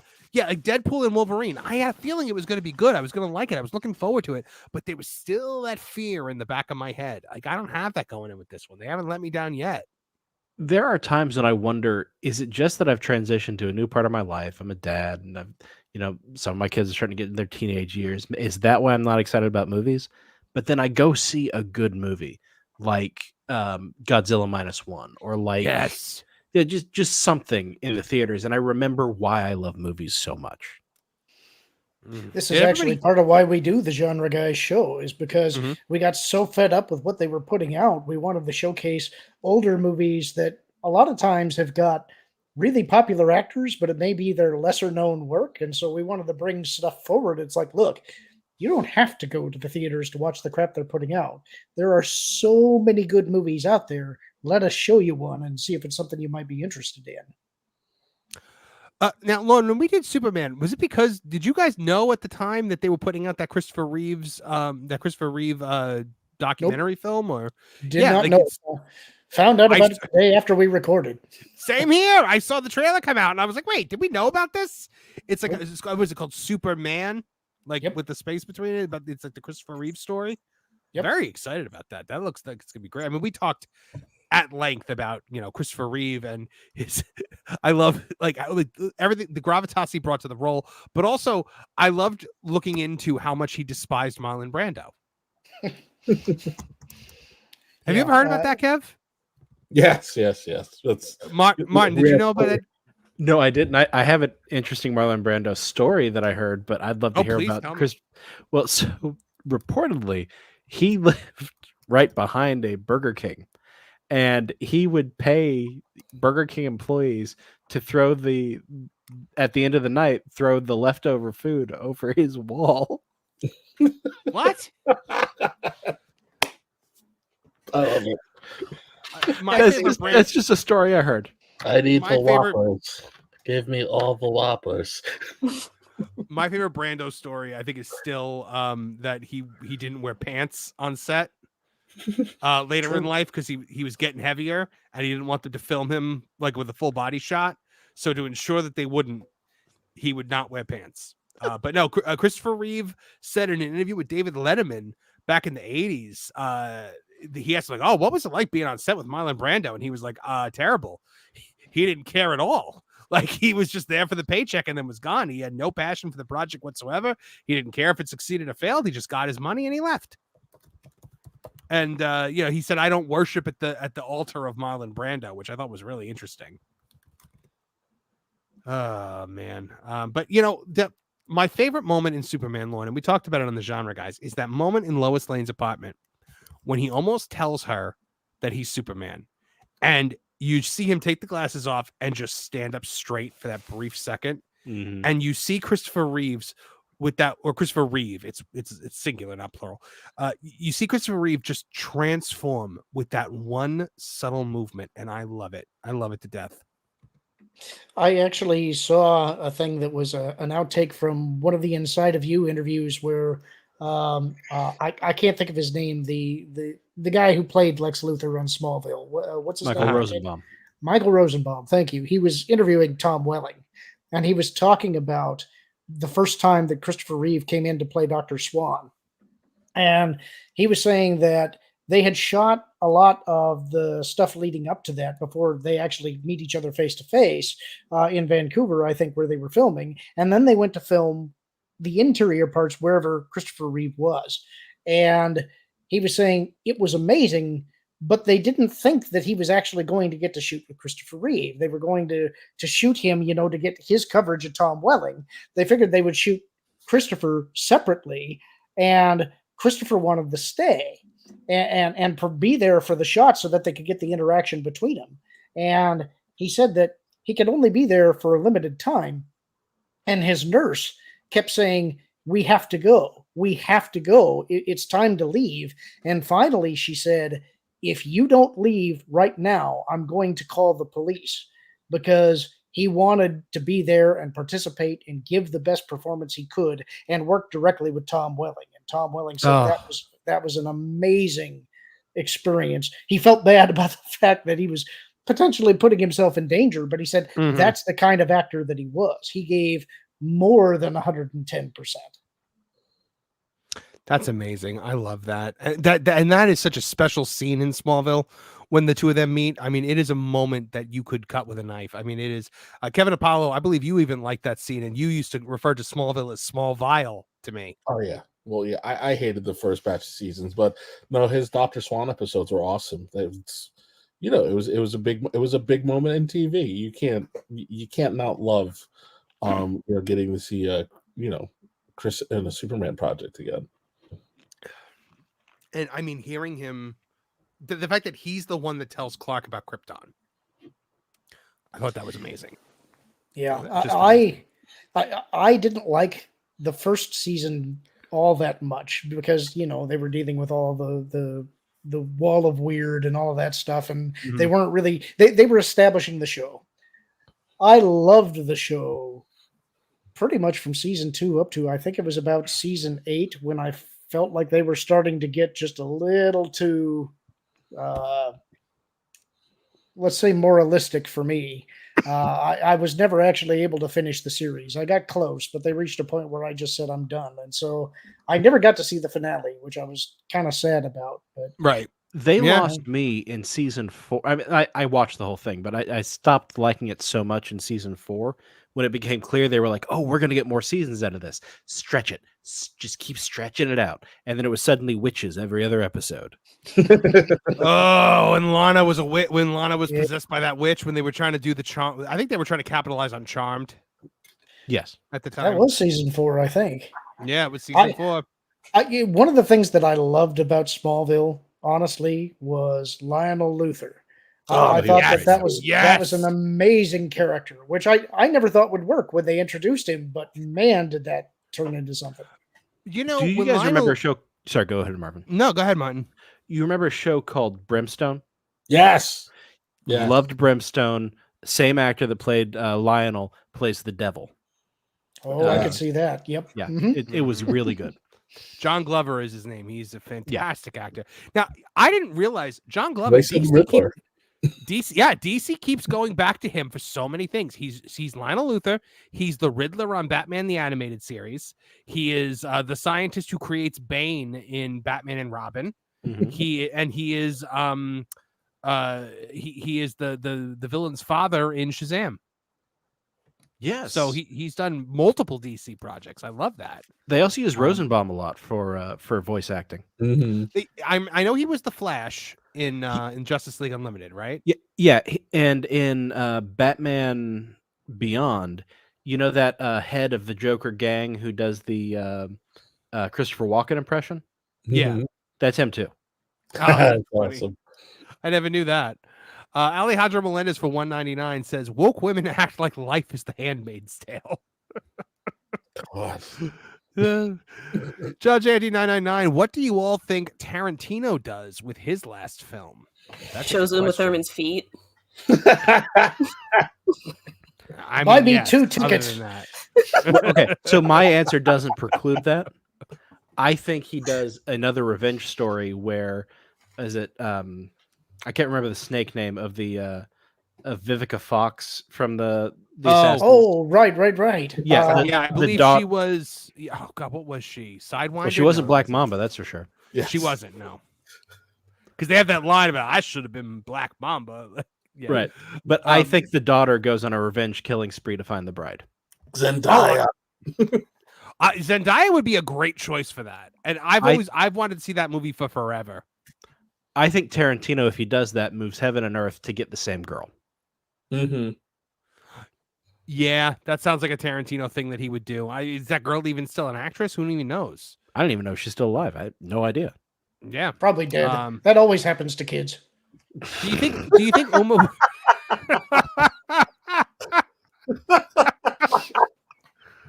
Oh, Lauren, you're like an I assassin. thought that Scott Peterson joke that no one caught except for Trish was dark. So the chat tells us it's Copperhead. Yes, Going Shogi says it's Copperhead. Mm-hmm. Yeah.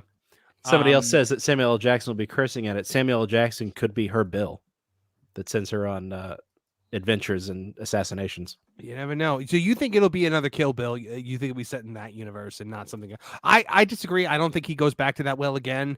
I think he sees the two movies together as one very long movie. He doesn't really like to go back for sequels very often. I think he's got something original in mind. If he even makes it, I think he might not make it. He said he was going to do 10 and done, right?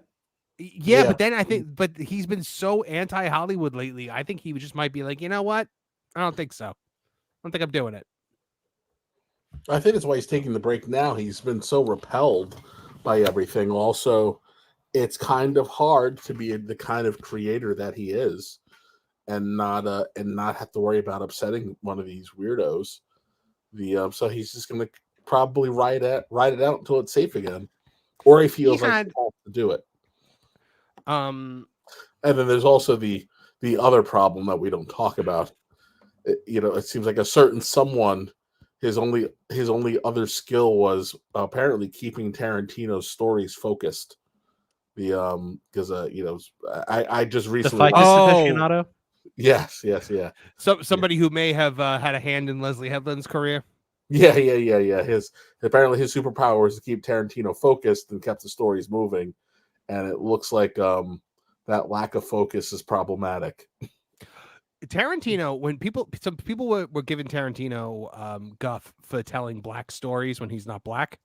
And he had my favorite quote I've ever heard. He says, "As a writer, I demand the right to write any character in the world that I want to write. I demand the right to be them. I demand the right to think them. And I demand the right to tell the truth as I see they are." That's a guy who's an actual auteur, not people like Taika Waititi who calls himself an auteur. Well, that was also after Spike Lee got butthurt that he didn't create one of the greatest black characters ever, and was just trying to get it in and ruin everybody's good time. Like, and Spike's a fantastic filmmaker, but he's not that guy. So get over it, dude. I can say that because I'm black. Doing your best Paul Heyman. I'm Jewish, JR. You're black? Lauren doesn't see color. Is this like the 2 bank scene? but you're black. You are. He is. I am. All right, so there's some stuff about Spider-Man 4 in the news. A rumor that's happening. Reportedly undergoing a major overhaul. So we have just passed the 10th anniversary of Marvel and Sony making the agreement to enter their collaboration for Spider-Man, which I can't believe that was 10 years ago. Yeah, which really. means we've had Tom Holland then for probably, I guess, 7 or 8 years as Spider-Man. So apparently, Tom Holland struck a deal to stay on as Spider-Man in 2022. The story was apparently, let me find where it talks about what it was actually going to be. Here it is. Okay. Details on the plot of the first installment of the new Spidey trilogy emerged, spinning in part out of the events of the D+ streaming series Daredevil Born Again. Spider-Man 4 was rumored to feature a street-level civil war that would see Spider-Man and Daredevil gather a team of heroes to take on Wilson Fisk's Kingpin. I'm in. Give me that movie. With the story in place and production reported to be scheduled for a late 2024 start, a 2025 release for the film seemed possible. However, as time went on without any official word from Sony, fans began to wonder what was going on. According to a reliable MCU insider, Daniel RPK, Spider-Man 4 is now being developed as a multiverse project. Yeah, that sounds terrible. Spider-Man. No more. Though no other details about the new direction of the film, fans have already expressed disappointment in another multiverse project. However, it's possible that those frustrated fans aren't looking through the multiversal lens. Oh, yes, clearly. the problem's us again. While the concern about adding multiversal components to the story of Spider-Man 4 is understandable, it does not mean that the street-level civil war has been removed from the film and could possibly point toward Miles Morales swinging into the MCU. That's the last thing we need right now. I know. And here's the thing. The last Spider-Man movie was a multiverse story, and it was great. It's the only multiverse story that I've liked. That's okay. I'd actually like to get a third Andrew Garfield Spider-Man movie. I may be the only person. You know No, what? I'm with you. They need to just make him the Spider-Man for like their Sonyverse, like with Venom and all those other characters. Like, why not just put Andrew Garfield in that and have him kind of tie it all together? Let him fight his alien. Yeah.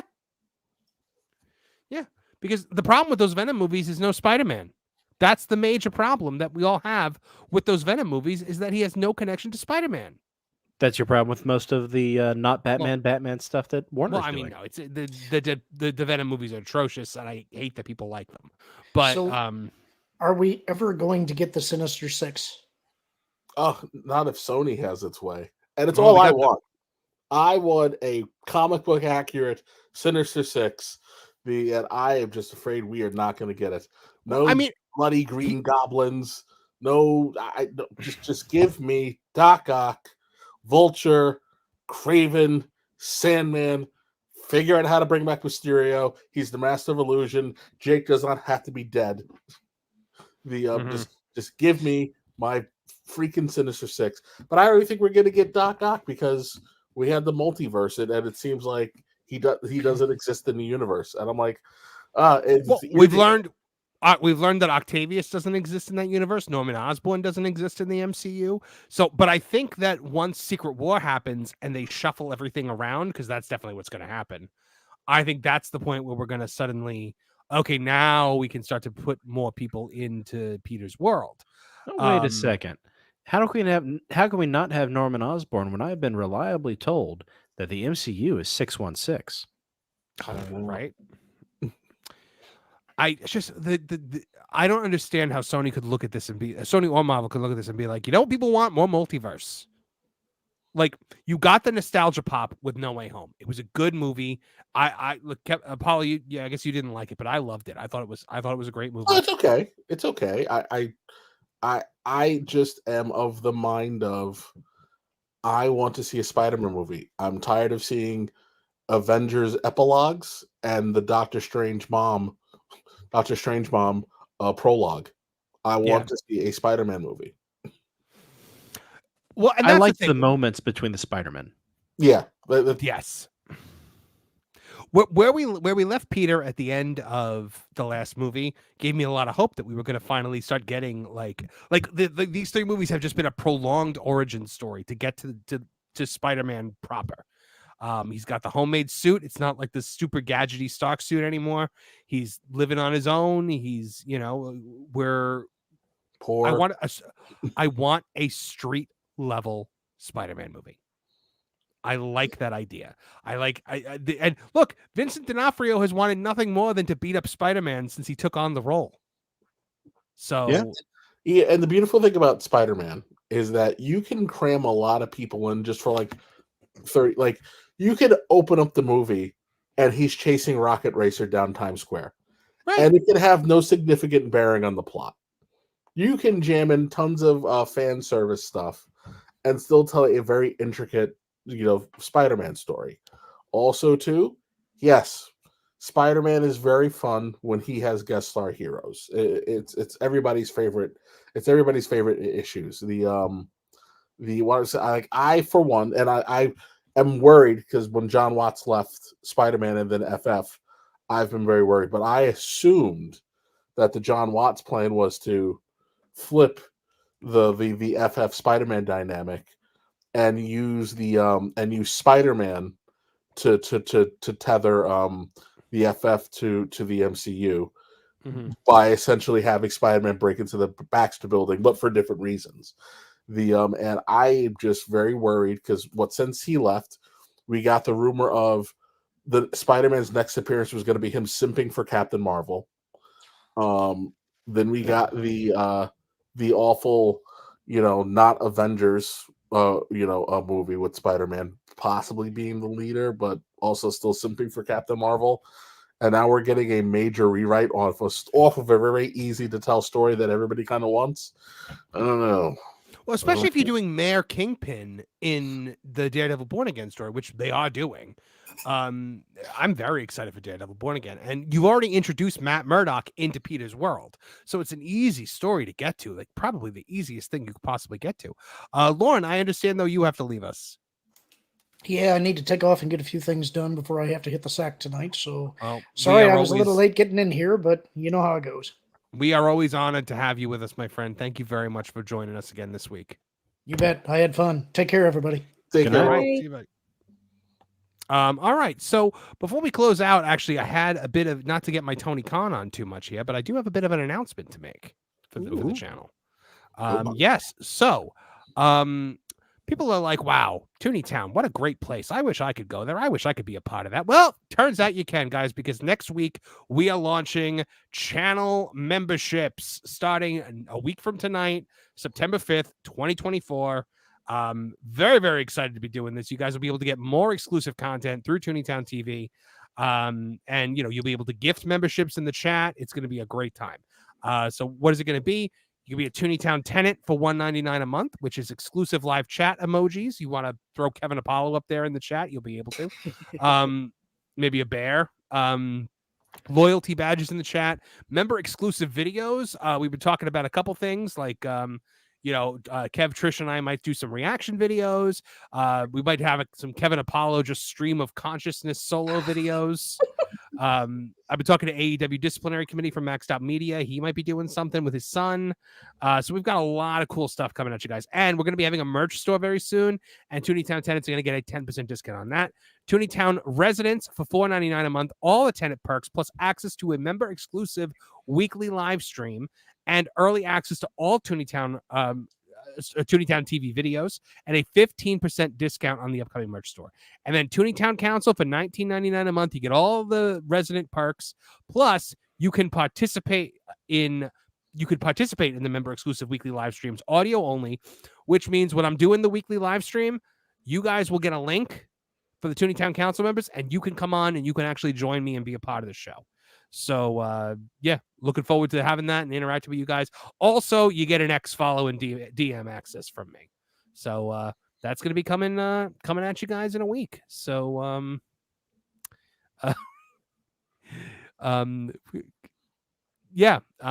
very congratulations on hitting the milestones and markers to get there. That's great. Oh, thank you. Yeah, we actually are. So we celebrated 2,500 subscribers last week. We are currently at 3,050 or something like that. 3,055 last time I checked. Kev bought 25. You can actually do a super chat right there in the thing if you're looking to support. We thank you guys very much for any support that you offer us. It helps keep the lights on. And looking forward to welcoming you guys into the Tooneytown family for that. I'm sure I'm gonna, we'll be gifting memberships to people, and it'll be a good time. We'll be turning the chat green, as we like to say on the Pro channel. So I'm very, very excited. Kevin Apollo, we've been talking about you doing these stream of consciousness videos for a while. Just unhinged and like unrestricted, and just here is every thought that comes into my head. I'll keep the cussing down to a minimum. I would appreciate that. We have the youngins to worry about. Can't be poisoning their fragile minds. Yeah, I don't let my kids watch streams with Lou in them. I don't blame you. But Lou is one of my mom's favorite participants on channels. This Pros channel, all over the place. Mm-hmm. Which you know that hurts, Mom. It hurts. I'm sure it does.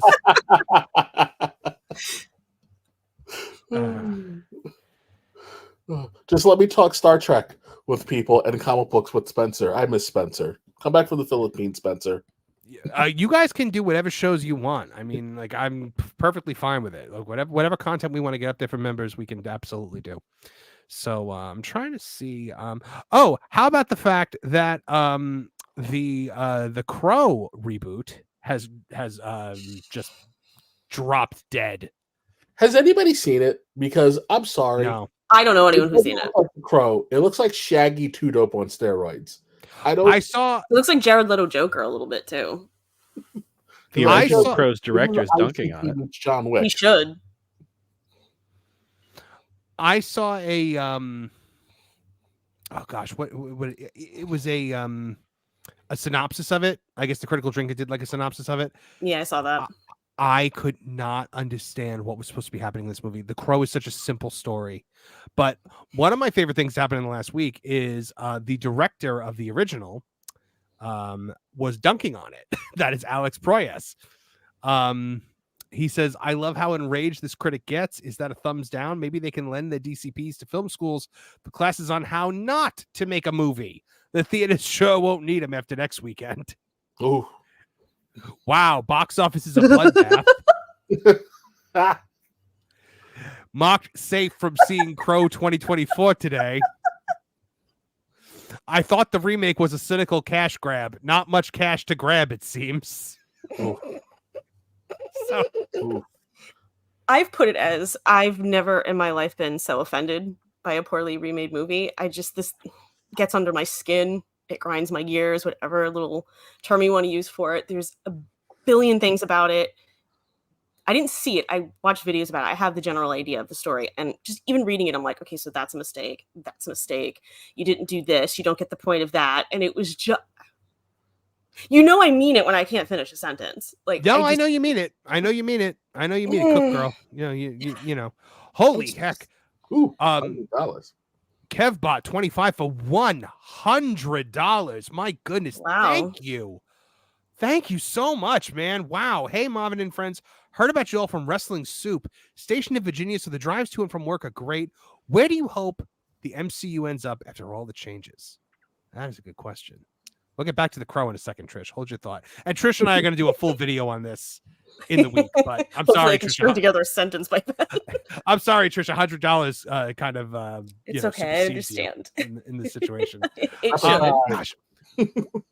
Honestly, where I hope the MCU gets to, Kevbot, is just a return to form, a return to treating the characters with some respect. I would like to get us to a part where we have, a cosmic Marvel and a street level Marvel. Not everything has to be a global crisis in every movie. Not everything has to be an Avengers level threat.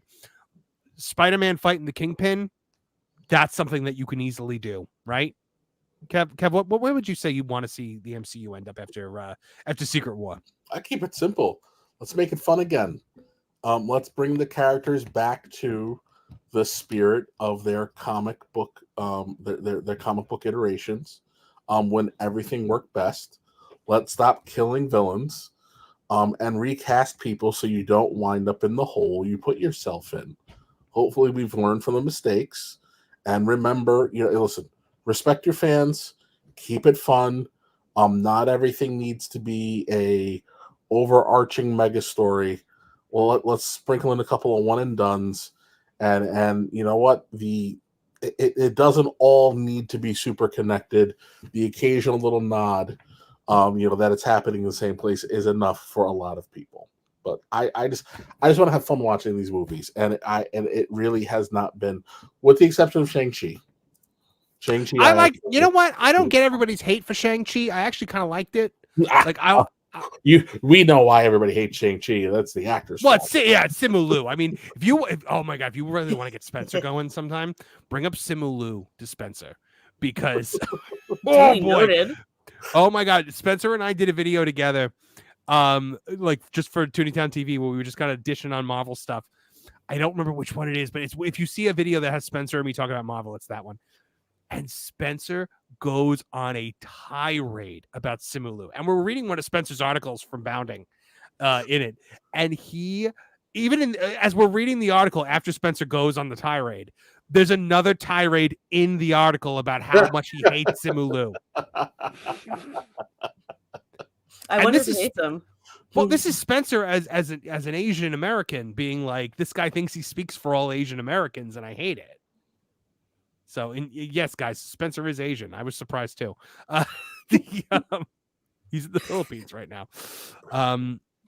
No, I mean, yeah, I like the idea of like you've got a Daredevil, you got a Luke Cage, you got Spider-Man, and these are kind of like your street level New York heroes, and then you've got whatever the Guardians are going to become, Star-Lord, Silver Surfer, more cosmic level entities, and I would like to see the classic characters back, because you know what, if you're rebooting and you're like resetting after Secret War, you can recast Captain America, you could recast Iron Man, you could even recast Thor if Hemsworth doesn't want to do it anymore.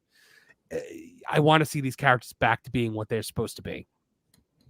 I want to see an X-Men, and I want it to be good. I don't want it to be mired in modern day politics. I mean, yes, the X-Men, it's very easy to tell stories about, bigotry and stuff with the X-Men, but Kevin Apollo is going to tell us why the X-Men is not the civil rights allegory that everyone seems to think it is. Thank you, Kevin. I don't know how this lie got started, but somehow it's turned into one of those, your stoner friend keeps telling you that that Xavier is King and Malcolm X was Magneto. And no, it's not true. Before Chris Claremont took over the books, was like, hey, we need to do a little bit more with Magneto. He was a hyper violent, murderous supremacist. That was it. The sympathetic backstory came almost 2 decades later. The X-Men, when you look at what the X-Men is or are, they are, first of all, they are the antithesis of woke. It is about acceptance. It's about earning your place. It's about forgiveness, finding a way to work with your enemies. It's everything woke is not. It is more in line with the actual concept of the dream than what these blue-haired weirdos have tried to turn it into. The X-Men is super simple.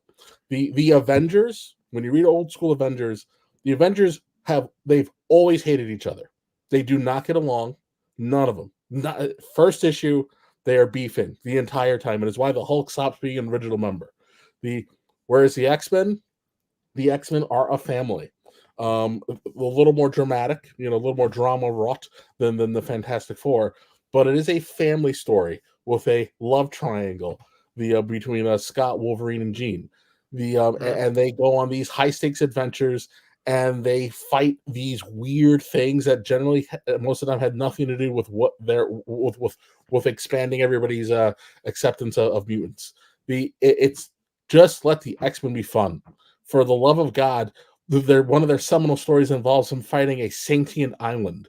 Like, can we just stop it with the nonsense? The animated series did a wonderful job of bringing these stories to life, but at the end of the day, in a universe where you have gods and aliens and sentient robots and science freaks, people being upset that you were born with the ability to fly, versus getting it from an overdose of radiation that should have killed you, it struggled.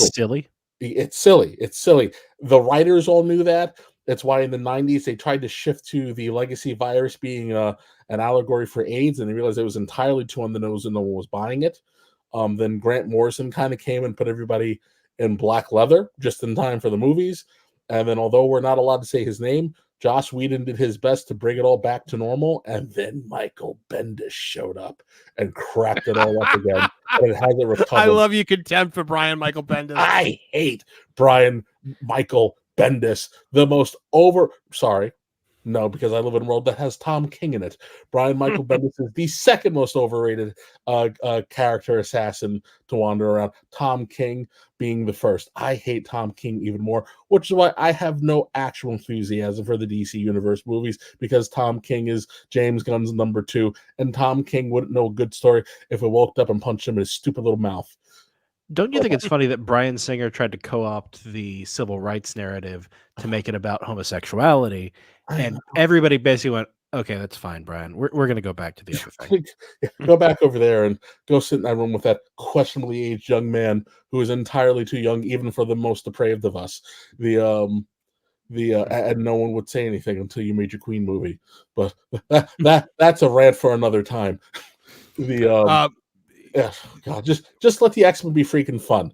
They wear costumes. They have bloody superpowers.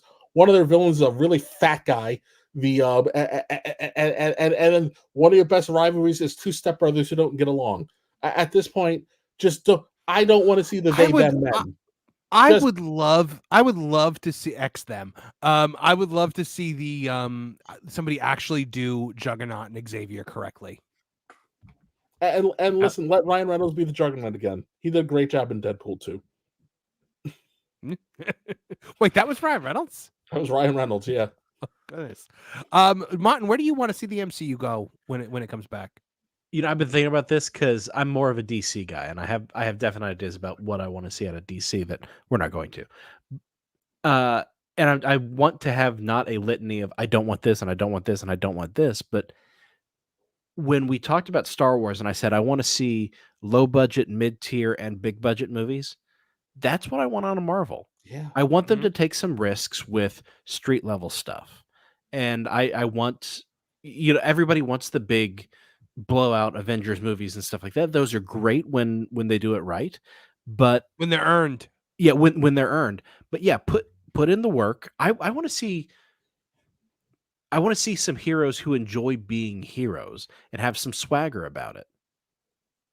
Yeah. Yeah, and I think I think the greatest thing Marvel ever made was the Netflix Daredevil series. Yes. And that there's no way that cost a lot to make, because Ike Perlmutter was footing the bills at that point in time, and he was not letting them pay that much. So Trish, I know you've got MCU opinions. Other than more Bucky Barnes, what would you like to see in a revamped MCU? I don't even see. My thing is, I would have, if I had my way, taken a break after Endgame and there wouldn't have been anything. So right now my head is like, I don't want anything. I just need like a break. Just like I need space. And then you can, I don't know how you press a reset button, but like so my brain isn't even like, I want to see this, I want to see this. My brain's like, I want to see nothing. I want to see nothing, because when they should have stopped, they like triple down. And I'm just like beyond the point of oversaturated personally. Right. So right. Oh, I get it. Kev bought. My God, I see you're still going, man. Kev bought 25 for $50. Was there any way for Marvel to make it work with majors? And if so, would it have actually worked, or if it fell in Marvel's face, just been a wreck? I don't think once he was found guilty, that was it, right? Like, I mean, when you see what he was really found guilty of, it was the equivalent of me standing in the street and yelling at someone. Is really what it breaks down to. Okay. So now here we are months later. No one even remembers and no one even cares. You know what? I wasn't crazy about Kang to begin with. Like, when we was Kangs. I don't agree with what they. Well, we all know what the plan was. We did something. We cast it a certain kind of way. And no one really thought about the ramifications that it would have had on other movies. But I'm like, they should have just plowed through, because he is a very serviceable actor. He does bring a little bit of gravitas to the role. He was probably the best thing in Ant-Man 3, and I liked the way he was in Ant-Man 3. I enjoyed that version of Kang, but I don't think that was the version we were going to get in. Like, we were getting actual comic book Kang in that movie, and then we were going to get the weird arena of Kangs, in the next one. Well, the Council of Kangs is a thing. That is a thing from the comics. That end shot is actually a shot from the comics. Council of Reeds is a thing too, but we're never getting that. I know, we'll never get that. Well, I don't want them all if it's going to be what's his face. Pedro Pascal. Yeah, I don't need I don't need a whole arena of Pedro Pascals. It should have been Jim from The Office. He was actually kind of perfectly cast. John Krasinski was fan cast in that role for a decade. A decade, yeah.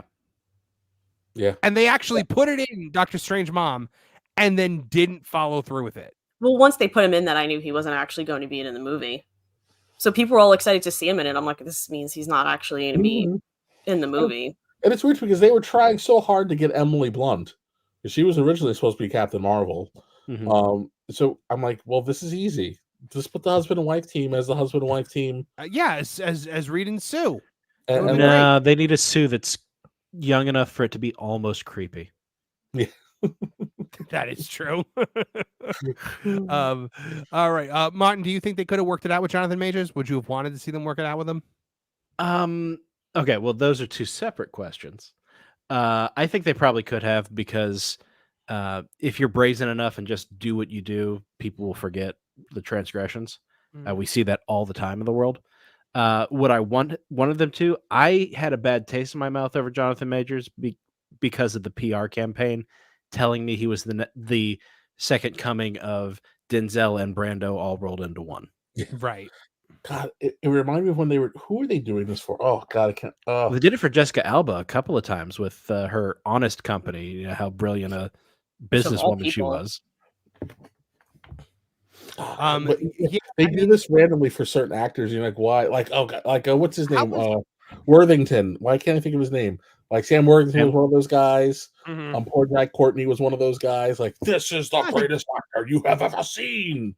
I think the studios try to build a mystique around people because they don't have time to wait for a Denzel to naturally form in the environment anymore, or a Brando. They just want it's what Moffat did with Clara in Doctor Who, when he was like, "This is your new Sarah Jane." Everyone, they're like, "No, that has to be earned. You can't just tell me this is the new Sarah Jane." That's right. But wonderful woman. How was Creed 3? Did you guys see Creed 3? Because Majors was in that, and I thought in the trailers he looked great. I really enjoyed Creed 3. The fight was a little weird to me. You could tell that Michael B. Jordan obviously likes anime. But it was what do you want? It was Rocky 3, but Creed. Mm-hmm. Well, you know, I did call him Clubber Kang when I saw the trailer. But the Rocky movies are one of those. If you're a fan of boxing, it's not boxing. But if you're a fan of boxing movies, they're the best they get. The Creed movies are a rehash of them. I don't like Creed's his family subplot as much as I liked Rocky's. Rocky seemed more humble and genuine and deserving of our attention. I really liked the first two. I don't know why I never saw the third one. Good. Look, Rocky is a very dear franchise to me. I love Rocky.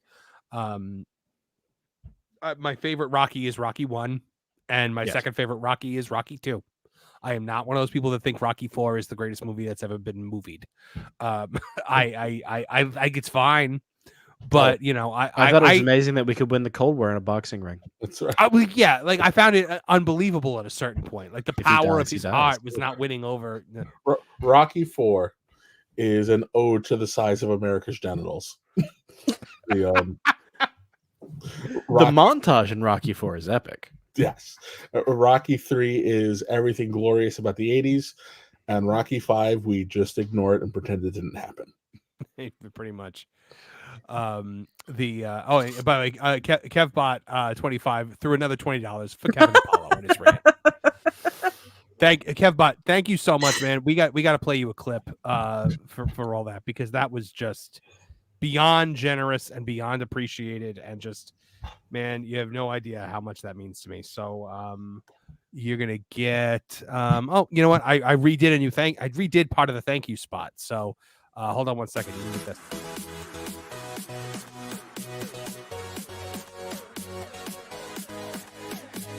Thank you. Thank you. Thank you. Thank you. And viewers like you. Thank you. Thank you very, very much. You know what? One more time.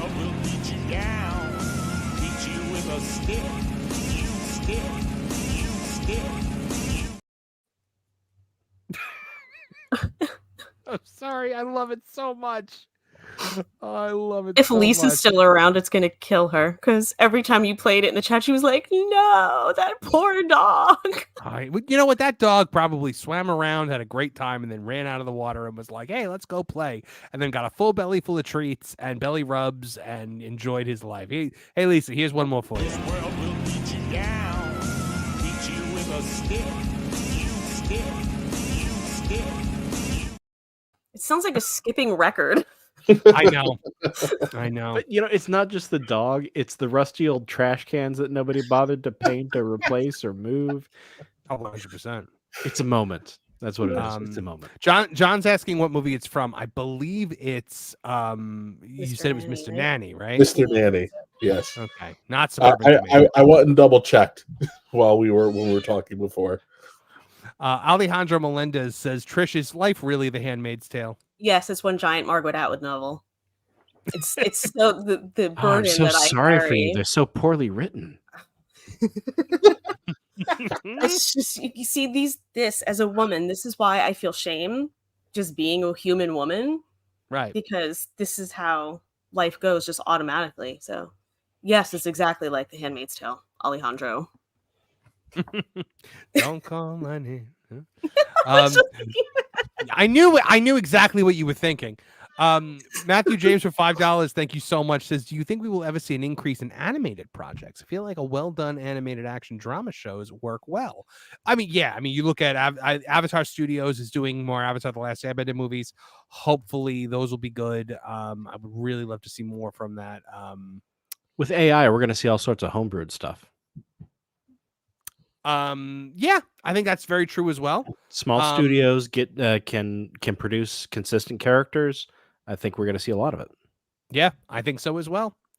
The man, oh man, yeah, I would really like to see more animated stuff. And we're learning with Mario and Sonic that these animated, even though Sonic is partially live action, partially animated, all the good stuff is animated. And we're learning that this resonates really well with boys, and there's nothing for them anymore. So that's why these things are so good for them.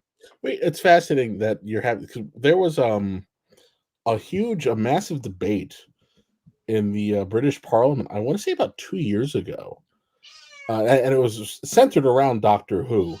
And I don't remember who it was. I can't remember the name of the person, but they were talking about how, in the effort to make content for everyone, they have forgotten that young men need role models, especially young boys, and that we've essentially just abandoned them. Now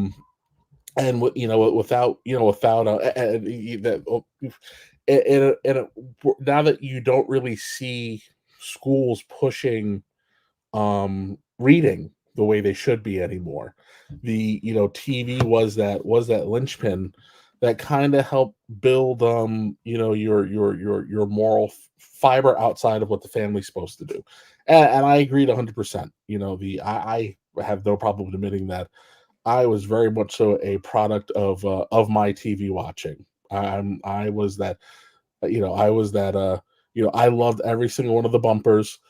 Today on He-Man, we learned that don't judge people by their looks.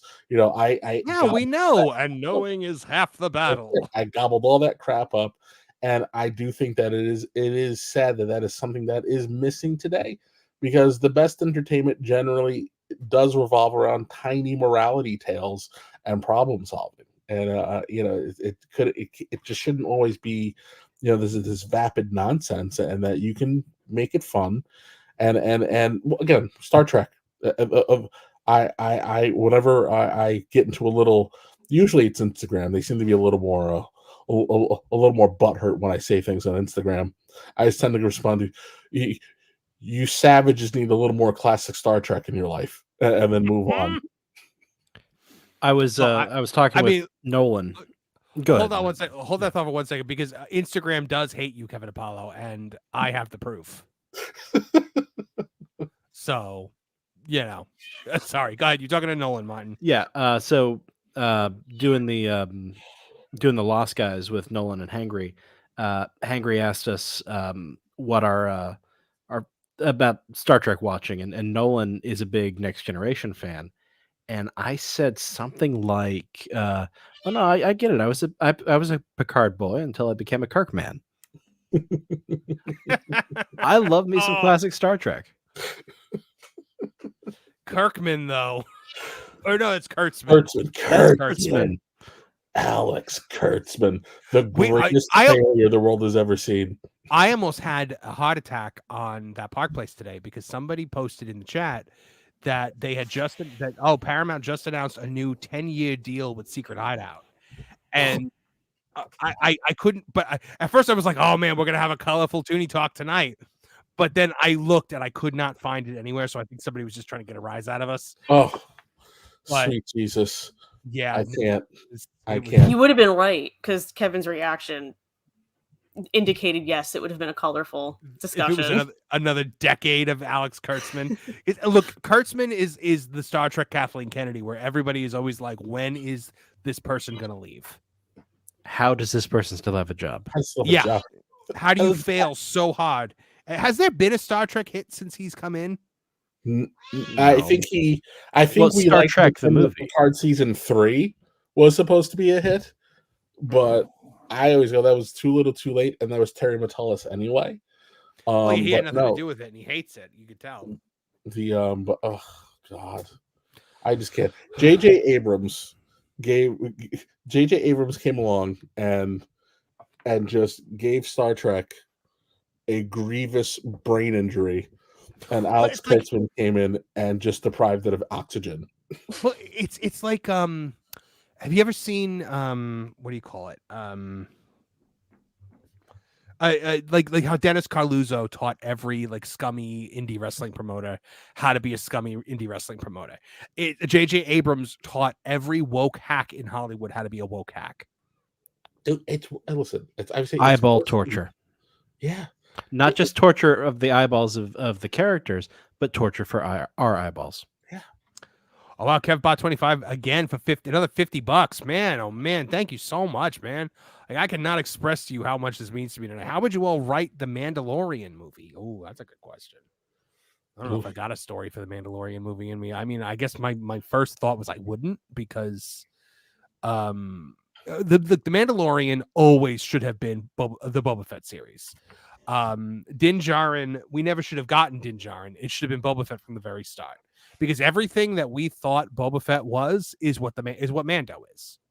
Right? Am I right about that, Martin? Yeah, I think so. I'm trying to think of what I would do where it is currently, and I don't like where it is currently. So yeah, I think that the child, because I hate that stupid name, Grogu. Mm-hmm. But the child should have just been in one season. Now they couldn't do that because he sells so many toys. Yeah. But thematically, just like Rambo should have been killed off at the end of Rambo, Grogu should have been handed off to Luke at the end of season 1, or some other member of his species to raise, something like that. And Mando should have gone off to face the universe by himself, because that's what a I was going to say Shogun does, but is Shogun a rogue samurai? Yes, I think. Yeah. Or is it a Ronin? Ronin, that's it. Ronin. You think he should be Shogun's the boss. Yeah, the Shogun was like the king almost. The head guy. Right. That's Shogun. Yeah. Shogun is Shogun.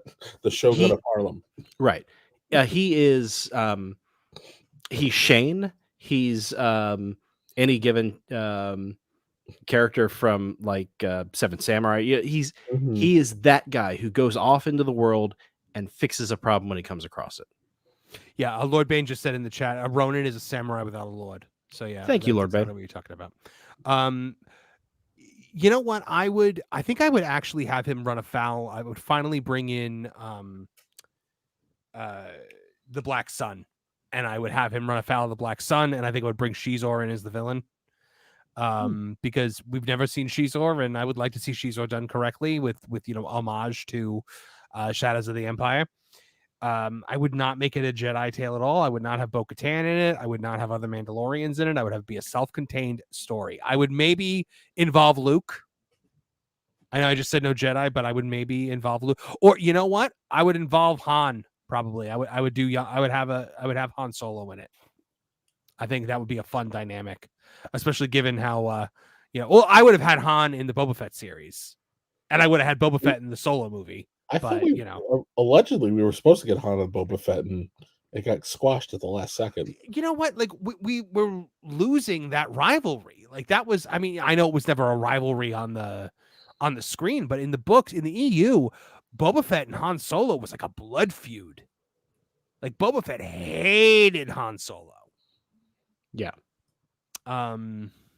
So that's what I would do. Kevin, what would you do with the Mandalorian movie? I don't know, honestly. I didn't watch the last season. I started and I'm like, this doesn't feel right, and I left. It was bad. But I also can blame that on Obi-Wan Kenobi, because after watching 3 episodes of Kenobi, I was like, I can't. I'm never doing this again. If it wasn't for the show, I would still have. I would not have even logged into my Disney Plus. I will just say, by the way, I'm not going to defend the Obi-Wan show because it's terrible, but the final fight between Obi-Wan and Vader is actually very good, especially if you understand lightsaber combat and the 7 forms. It's very good because Obi-Wan starts switching his form up to keep Vader off balance, and he keeps switching it to like he fights like Dooku at one point. Like I'm like, oh my god, he's switching to forms that have been effective against Anakin in the past. I watched some of it on the YouTubes. I was like, this is stolen valor because we're borrowing a lot of elements from the Vader Ahsoka fight. But yes, we did borrow the cutting the helmet open.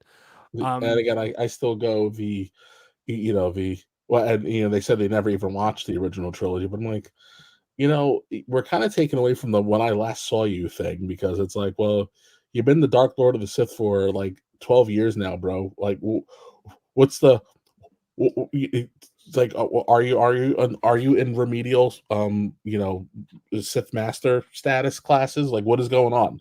Why are you not a master yet? I usually save this for discussions of Lord of the Rings stuff, but it's like the writers went, well, he never said they didn't do this. Mm-hmm. You know what? I will defend the fact that Obi-Wan didn't know Anakin was alive, because that was in the original extended universe as well. There in Dark Lord, The Rise of Darth Vader, the epilogue of that book is Obi-Wan Kenobi on Tatooine, and he goes into Mos Eisley's cantina, and he sits down and he sees on the HoloNet a black-clad figure, and he hears somebody on the HoloNet refer to him as Lord Vader. And he like drops his drink, and he's like, oh my god, like, because he thought Anakin was dead. And you know what? You walk away from the guy, he's burning with no limbs on the side of a lava flow. I think it's logical to think you probably thought he died.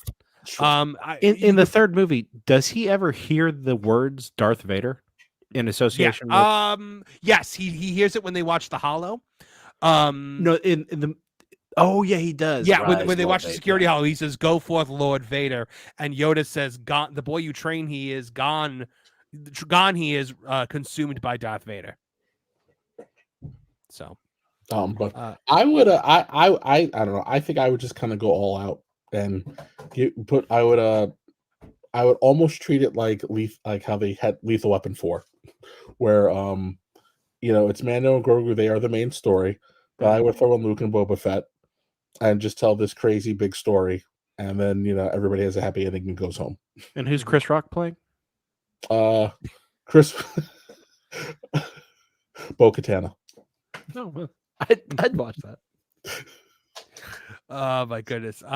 You know what? The more somebody mentioned the Yuuzhan Vong, and I was like, that's too big. But maybe if you were gonna eventually go into, if you were going to go into the Yuuzhan Vong in the future, if you were going to actually bring them in, you could start that in this.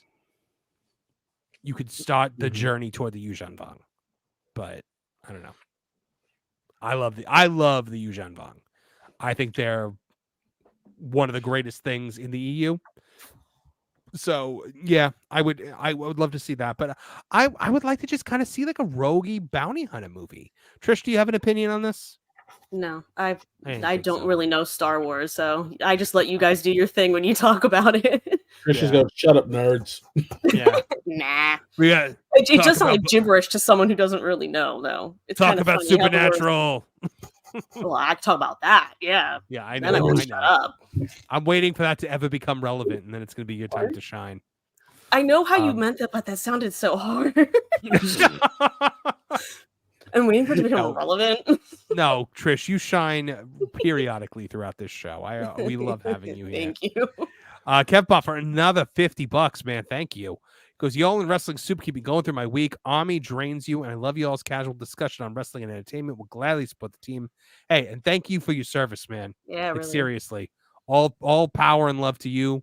We support the armed services here on these channels, and what you do, you guys are the real heroes out there. You have people like Morford Clark and the lady that played the fat female dwarf on Rings of Power, talking about themselves like they're some kind of heroes. But this guy right here, this is one of the heroes out there. They're the Yeah, it people that really are does actually put going that out into there. perspective, actually, you bringing it Yeah. up like that.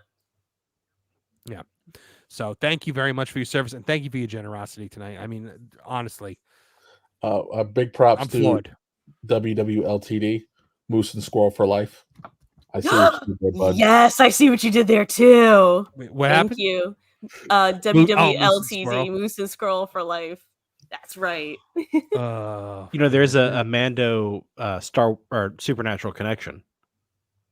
The armor Is there? plays God's sister on Supernatural. Oh, that's Amara? Amara? I did not know that. Oh, what's her name? Emily Swallow, I think. Yeah. I think is her name. Oh, that's cool. I didn't know that. Oh, well, now I'm just totally connected to it now. Right now, Trisha's got opinions on how to do this movie. Totally. I can tell you everything about it. But yeah, Kevbot, thank you again, man. We really, really appreciate your support tonight. That was clutch, and yeah, hope you'll stick with us on here and over on Toonie Talk Wrestling. And hey, you know what? Wrestling Soup, those guys are some of the best people I've ever met. Some of the funniest guys I've ever met. And if you're wrestling fans and you want like a really good podcast to listen to every week, check out Wrestling Soup, because those guys have been going at it for so long. Mish and Joey, oh my god, they're hysterical. Draper, like they're Kevin Haggerty, they're so good. Love those guys. All right, guys. I'm trying to think of anything else that I had this week. I think we've really touched on everything. I do have one thing. Oh, what do you got? Can we talk about J-Lo saying that Ben Affleck has a darkness in him? She said that? Yes. This is my favorite topic. J-Lo. Okay, bring me there. Bring me there. Essentially confirming that he is actually Batman. Bring me there. Tell me everything that she said. Because they're getting divorced again, right? She filed. Well, this is the first time they were married, but she Oh, okay. filed for Is it? divorce. Yeah. Yeah, they were didn't- just they didn't engaged get last married, night. though, too. She was collecting engagement rings like she was Thanos. She filed for divorce on their wedding anniversary, or one of the ceremonies, because you can never just have one of the ceremonies. So it was like this dig that she picked that day. But then I saw the She people might have lost making track the- with so many anniversaries in her life. Well, she also said that documentary that she lost like $20 million on, I heard she likened it to being like her Purple Rain. Like it was going to be like that echelon of movie and music coming together. And I had my friend be like, you need to ask Trish what she thinks of that. And I think I started yelling, because I was just like, really? You think you're going to be Purple Rain? Like, I can't. It was but Purple Rain wasn't successful. It's a cult film, but it But I wasn't. don't think this is even going to be like a cult. Like, she's not Prince. Do you know what Nor I is she mean? Morris Day. So it's like you look at it, you just go like, J-Lo. oh my god. Well, it was so. He looked miserable every moment they were together. But then, I love like, the it's cigarette picture, the meme. or the video where he slams the car door shut because they were clearly arguing about something before they turned the corner. And it's like everyone knew for like the last 4 months everyone was like, okay, they're getting divorced. And it took forever. And I'm sitting there going, everyone's talking about J-Lo, and they should. But like, he's an idiot too, because like, you didn't know what she was like. Oh, I don't like all of the paparazzi. Oh, she's exposing all of this. Like, she's the same person she was 20 some odd years ago. Like, the whole thing is a hilarious circus to me. I love it. It's like my one thing of celebrity gossip that I'm like, I need to ingest because it just makes me laugh. Got to point out Ben Affleck telling her what she was doing was not a good idea during the documentary. I heard that, I don't know who it is, and her people brought out that apparently a lot of it was his idea to do the documentary, and he was like running a lot of things behind this. Whether or not that's true, but that's what they're saying. So it's just like, what? No matter which side of that is true, it's funny.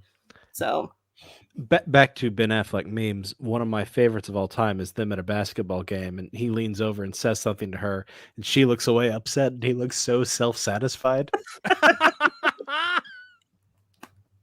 I love him at the whatever award show that was when they were clearly arguing. Where he was like, "What in the hell?" And she was like yelling at him and being like, "You have to act normal right now." And he was just like, "Ugh!" It was just so funny. He's so drunk. He just looked like he was in abject misery the entire Why time. would I'm like, this is why what would you he get. Why would he ever go back to her? I don't understand. Why? I mean, why did he ever screw things up with Jennifer Garner? Because he needs someone who's remotely normal. Yeah, well, Jennifer Garner, like, she was, I don't think she was all roses and sunshine. But I mean, she's way more supportive of everything, like, and way more normal. She's not an attention whore the way J-Lo is, like, come on. Look, any woman on the planet, Amandla Stenberg would be a more favorable partner than Jennifer Lopez. She's, Jennifer Lopez is like the quintessential Hollywood bitch. The whole thing is just hilarious to me. I don't know what either of them expected when they went into it. And like, you want to be like, oh, it's for PR, it's for this, it's for that. But a lot of, especially Ben, it seems a little too real. Like, he's not that good of an actor. And then he's like that good at looking miserable. So I don't, you know what I mean? Oh my goodness. Yeah, I do that all the time.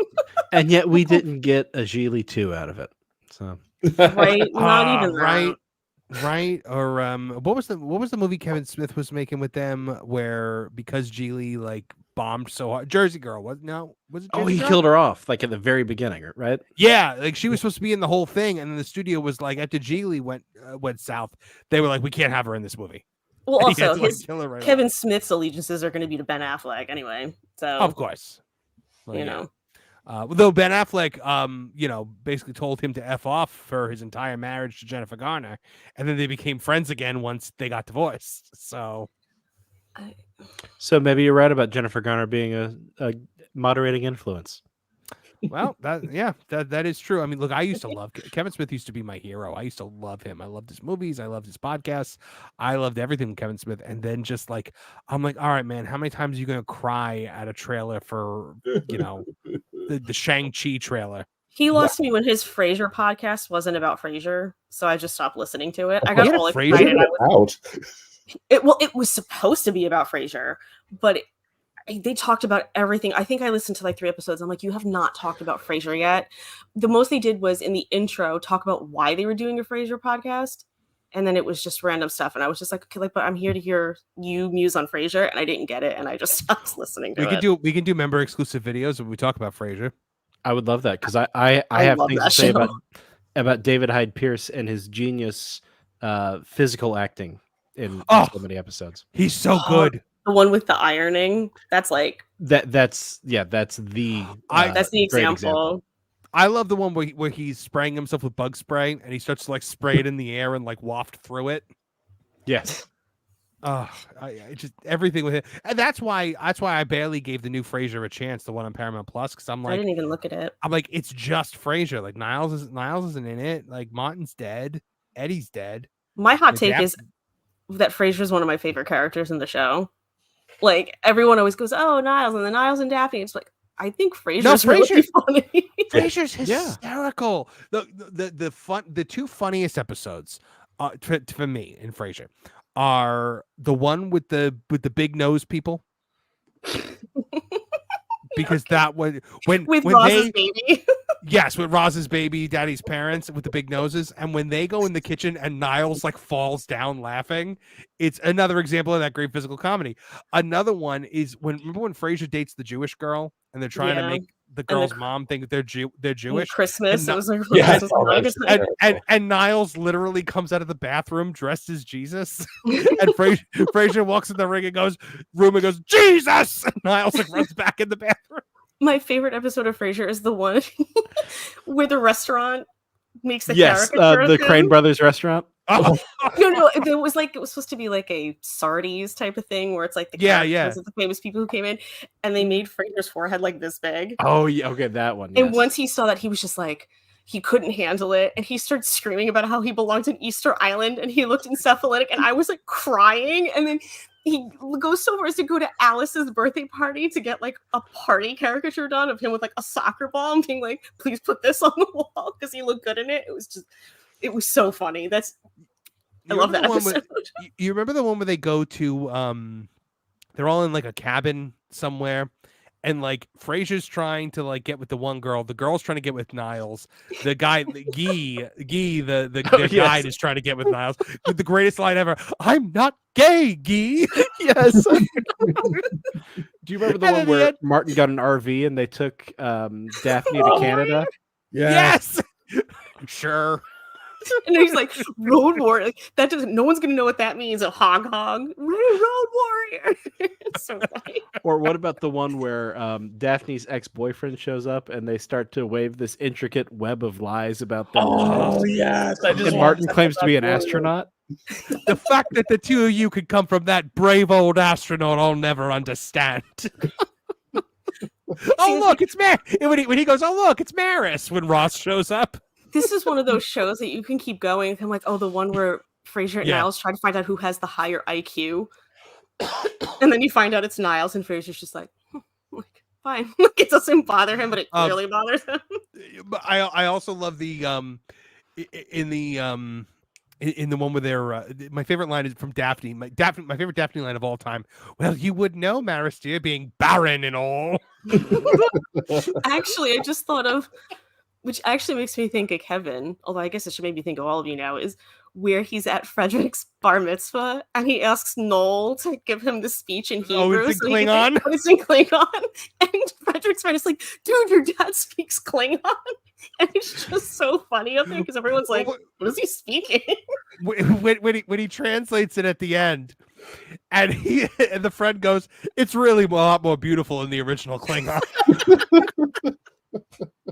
So good.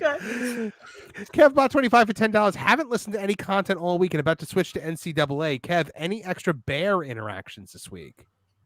No, he's been quiet. He's been quiet.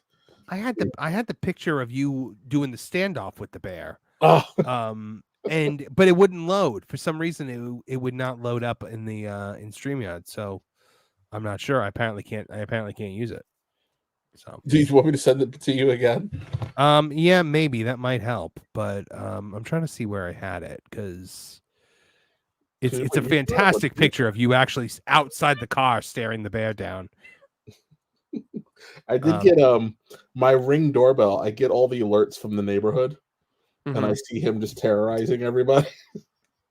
I watched him steal something out of someone's boat. But you know what? Excuse me. When I was telling Mrs. Movie Monster about this, what you guys can't call animal control? No, my county does not have an animal control. It's all private. No. Kevbot wants to add some clarification here. He means the other bears. Oh, I left those bears. I left those bears behind on Saturday. So, but I will say my favorite thing about your trip was your piping hot mug of coffee served in this cup. That face is an emoji. Oh yes, we can. There's just a hint of absolute.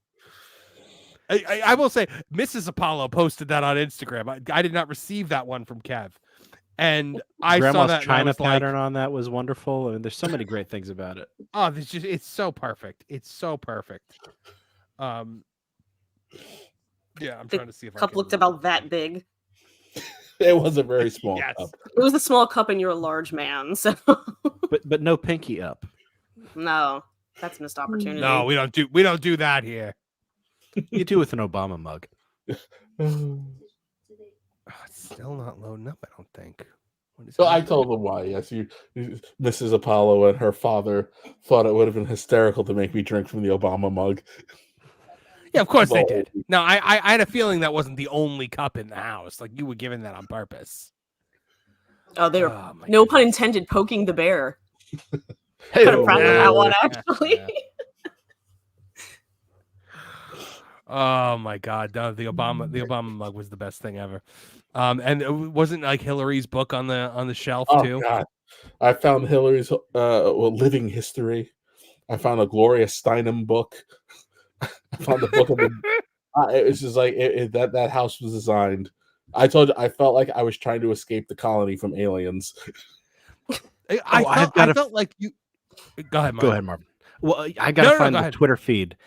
Somebody rented an Airbnb, and when they got there, they realized it was the home of some Satanists, and there was all sorts of like statuary, and there was like this path out into the woods that looked like it led to an altar, and they ended up they got out of there. I have to find it and send it to you. Oh my goodness! Imagine, and the pictures make the house look all normal, and then you show up, and it's just like a demonic altar. Yes. Goes on the Gozerian. There is no thing, only zoo. I love making that reference. I was in my man. 20s before I realized the Keymaster joke there. What is the Keymaster joke there? No, I don't remember it. Well, because Tully is or Dana's the gatekeeper and Tully is the Keymaster. Uh-huh. And they have to get together. Oh, okay. Yes. No, that's I get the joke. I understand the joke. Light bulb. Bing. Yeah. Well, like, oh, is anybody going to see Beetlejuice next week? Because I would love to talk about it on the show after it comes out. Because I'm going to see it. Does it? It's the end of next week, right? I believe so. Yeah, it'll be after our next episode. Probably Yes, Thursday night is a Friday, I'll right? be taking Mrs. Apollo, so we can talk about it before we get back together next in 2 weeks. You know what? I actually think this looks pretty okay. I think now let me know if you agree with me here. They're kind of baby facing Beetlejuice in this and having him kind of working with Liv, because I think, dude, a lot of people when they see the Beetlejuice movie are like, why aren't they friends? Because they remember the Beetlejuice cartoon, which I was the same way.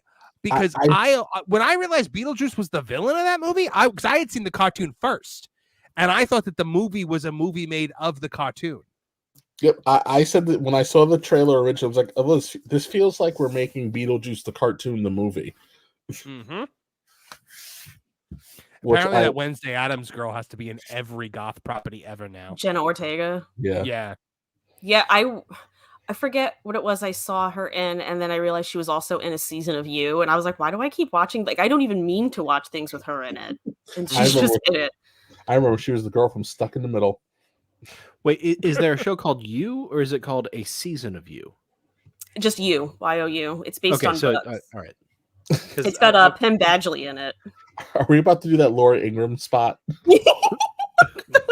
I was thinking Who's on First. Oh my God. All one of them had to say was, no, You is the name of the show. That was all that needed to be said. Instead, it was just a cycle. Oh man, I really didn't know. So I didn't know I was doing. Well, it is weird to hear when you don't know. It does sound kind of funny. Like, show's called what? So what? Good Lord. But the Beetlejuice animated series was a good time. I thought Ghostbusters the movie was also a movie made of Ghostbusters the cartoon series. I didn't realize that they were, as a kid, I didn't realize that they were making Like I didn't like when they were attacking Slimer in the first Ghostbusters movie. I was like, why? Why are they doing that? He's their friend.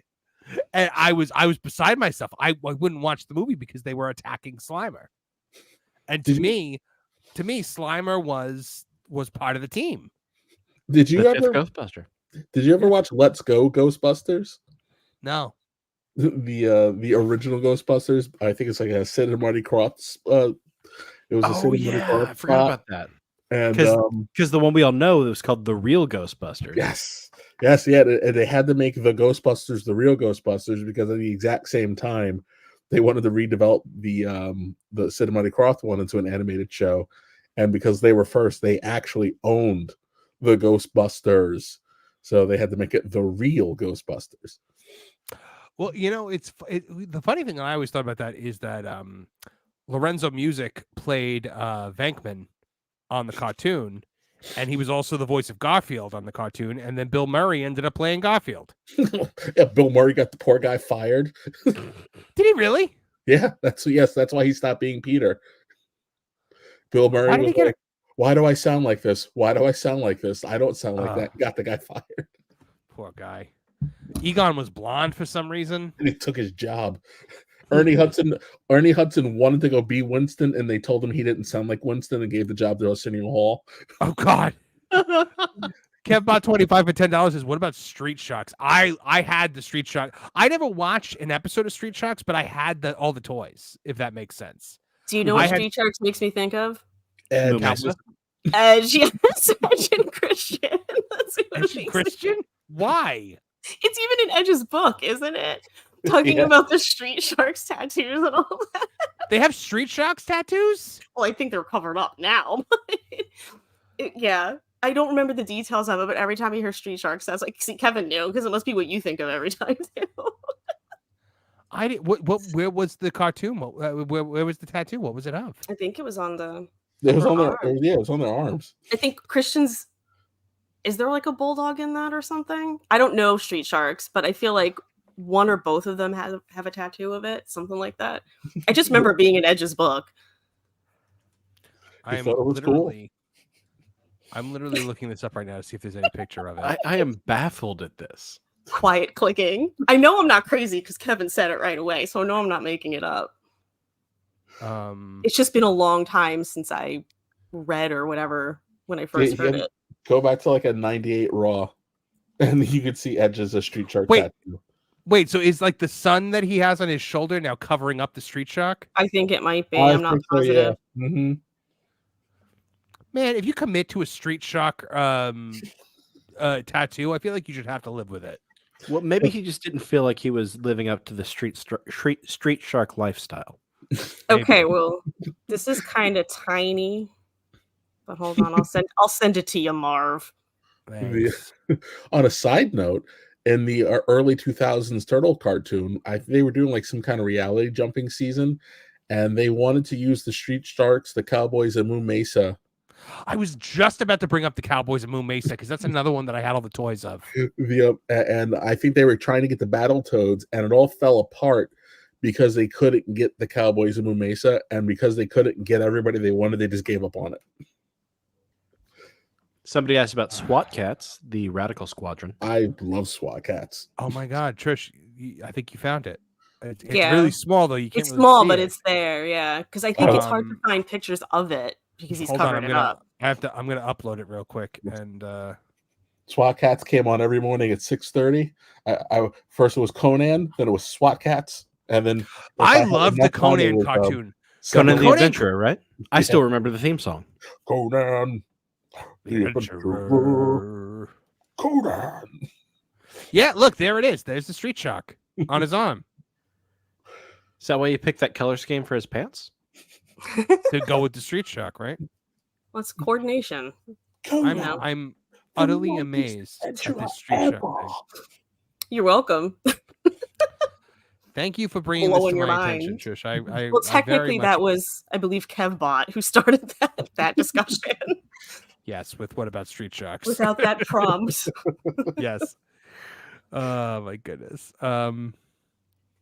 Man, I cannot believe that he covered that up. I mean, maybe like Vince was like, why do you have some weird cartoon shark? I think he was just like, why do I have a Street Sharks tattoo in my arm? It's awesome. I can't believe cowards, Edge and Christian, you cowards. I wish I could remember the part in the book. I read it so long ago. It was Edge's book? Because I don't think Yeah. Christian ever wrote a book. Yeah, it was Edge's book. All right, guys. I'm trying to think. I think we're tapped. I think we're at the point now where we're talking about Street Sharks tattoos. So yeah, I think it's time to go, guys. Thank you all so much. Thank you to everyone who super chat today. Kevbot, thank you immensely. And everybody that super chatted. You guys are. Oh, you know what? No, I have one thing to end on. Actually, I just remembered. 1 second, let me pull it up. So it's a Disney Parks thing. Over at Disneyland, they have so on Disney World they have Mickey's Not So Scary Halloween Party, and in Disneyland they have the Oogie Boogie Bash. Ooh. Okay, now the Oogie Boogie Bash has the treat trail where they have villains up on like stages and they interact with you. Like the big one they did last year that everybody loved was Judge Doom from Roger Rabbit. I believe they brought him back this year. This year they brought in Dr. Doofenshmirtz from Phineas and Ferb. Now, as a concept, this is a cool concept, but you're about to see that in reality, trying to adapt Phineas and Ferb characters into real life people is actually the most horrifying thing you could possibly try to do. So let's take a look. There he is. Ugh. He looks like a cone head. Yeah. He does look like a cone. So, but now here's the thing. Let's listen to the voice. Because the voice is terrible.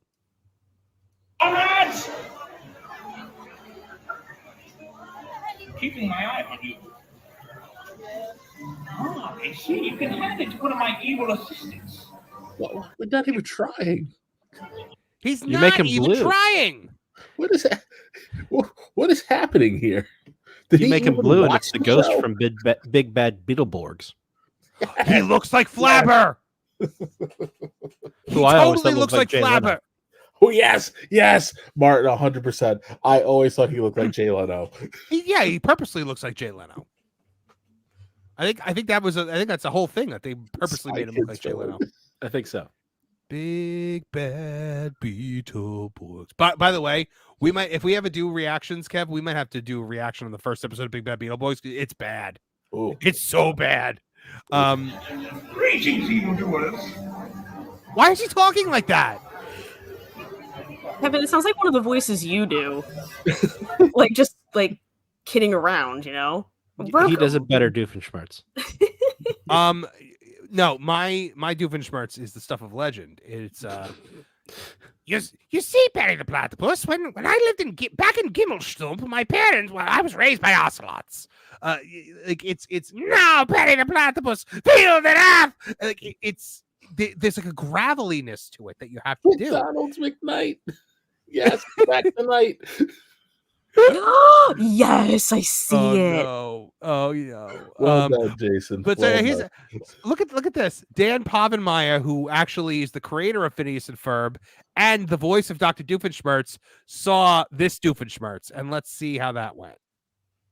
I haven't watched this yet. He's really here. I don't keep looking at us. We're going to take over the Tri-State area. Guy's Man, a pro. That's all he was gonna do. He's a pro. Yeah, I knew he wasn't gonna like crap on it or anything, but I hoped that he would do the voice around him, so that you can. I mean, Doof is the greatest villain that Disney's made in the last 20 years. He's so good. Other than Elsa, yeah. Other than, well done, Martin. Well done. I like this being your thing. That Elsa is the villain. Yes, I like that this is the banner he carries. Like, no, she's the villain. I don't care what anybody says. I know apparently she was supposed to be, but I'm just saying. She was supposed to be, and then they were like, "Let it go is too It's a and then they were like, "Let it go," her being the villain. Yeah, apparently. All right, guys. Thank you to everybody. Thank you to everybody who super chatted along tonight. Thank you to everyone who chatted along tonight. Thank you to everyone who who came in to watch. We appreciate having you guys here. You're about to hear my Doofenshmirtz impression in the actual closing of the show. Martin Stone, where can folks find out more about what you're up to? Well, over on That Park Place, I do a members only thing with Hangry Table and Nolan Thunder. We call it The Lost Guys, where we talk about lost media and old shows like Crow, Stairway to Heaven. We'll probably do a Moo Mesa episode now that we're talking about it. Ah, so good. I'll see if I can wrangle y'all in invites to it. Yeah, please do. Trish, anything you want to say to the people at home? I know this is your platform, so watch when we get to the Crow video whenever that comes up. I look forward to speaking my mind on that one. Kevin Apollo, we've got so much stuff coming up, my friend. We've got, we've got Toonie Talk Wrestling. We've got Bash at Berlin this Saturday. Starting at 12:30 p.m. We're going live for WWE Bash at Berlin over on Tooneytown Wrestling. So if you're going to be watching the show, you might as well hang out with us and watch it at our watch party. So, it has been incredible always. And where can folks find more about you? I don't know. Follow me on Twitter, Instagram if you're brave enough. Yeah, Instagram will try to warn you away. But thank you guys from the bottom of my heart, from all of us here at the Tooneytown channels. I'm Marvin the Movie Monster. Now get out of here! Now, Perry the Platypus, feel the wrath of my thank you-inator! Thank you, you piece of trash. Thank you. Thank you. Thank you! Oh, I suppose you want me to say thank you. Well, you know what? Saying thank you is like jobbing. Thank you! I got a little message. Thank you. Ooh, yeah. Oh, thank you! Oh, thank you! Thank you! Thank you! Thank you! Thank you! Thanks? For what? Hi-ho from all of us here at Tooneytown. Thank you! And viewers like you. Thank you.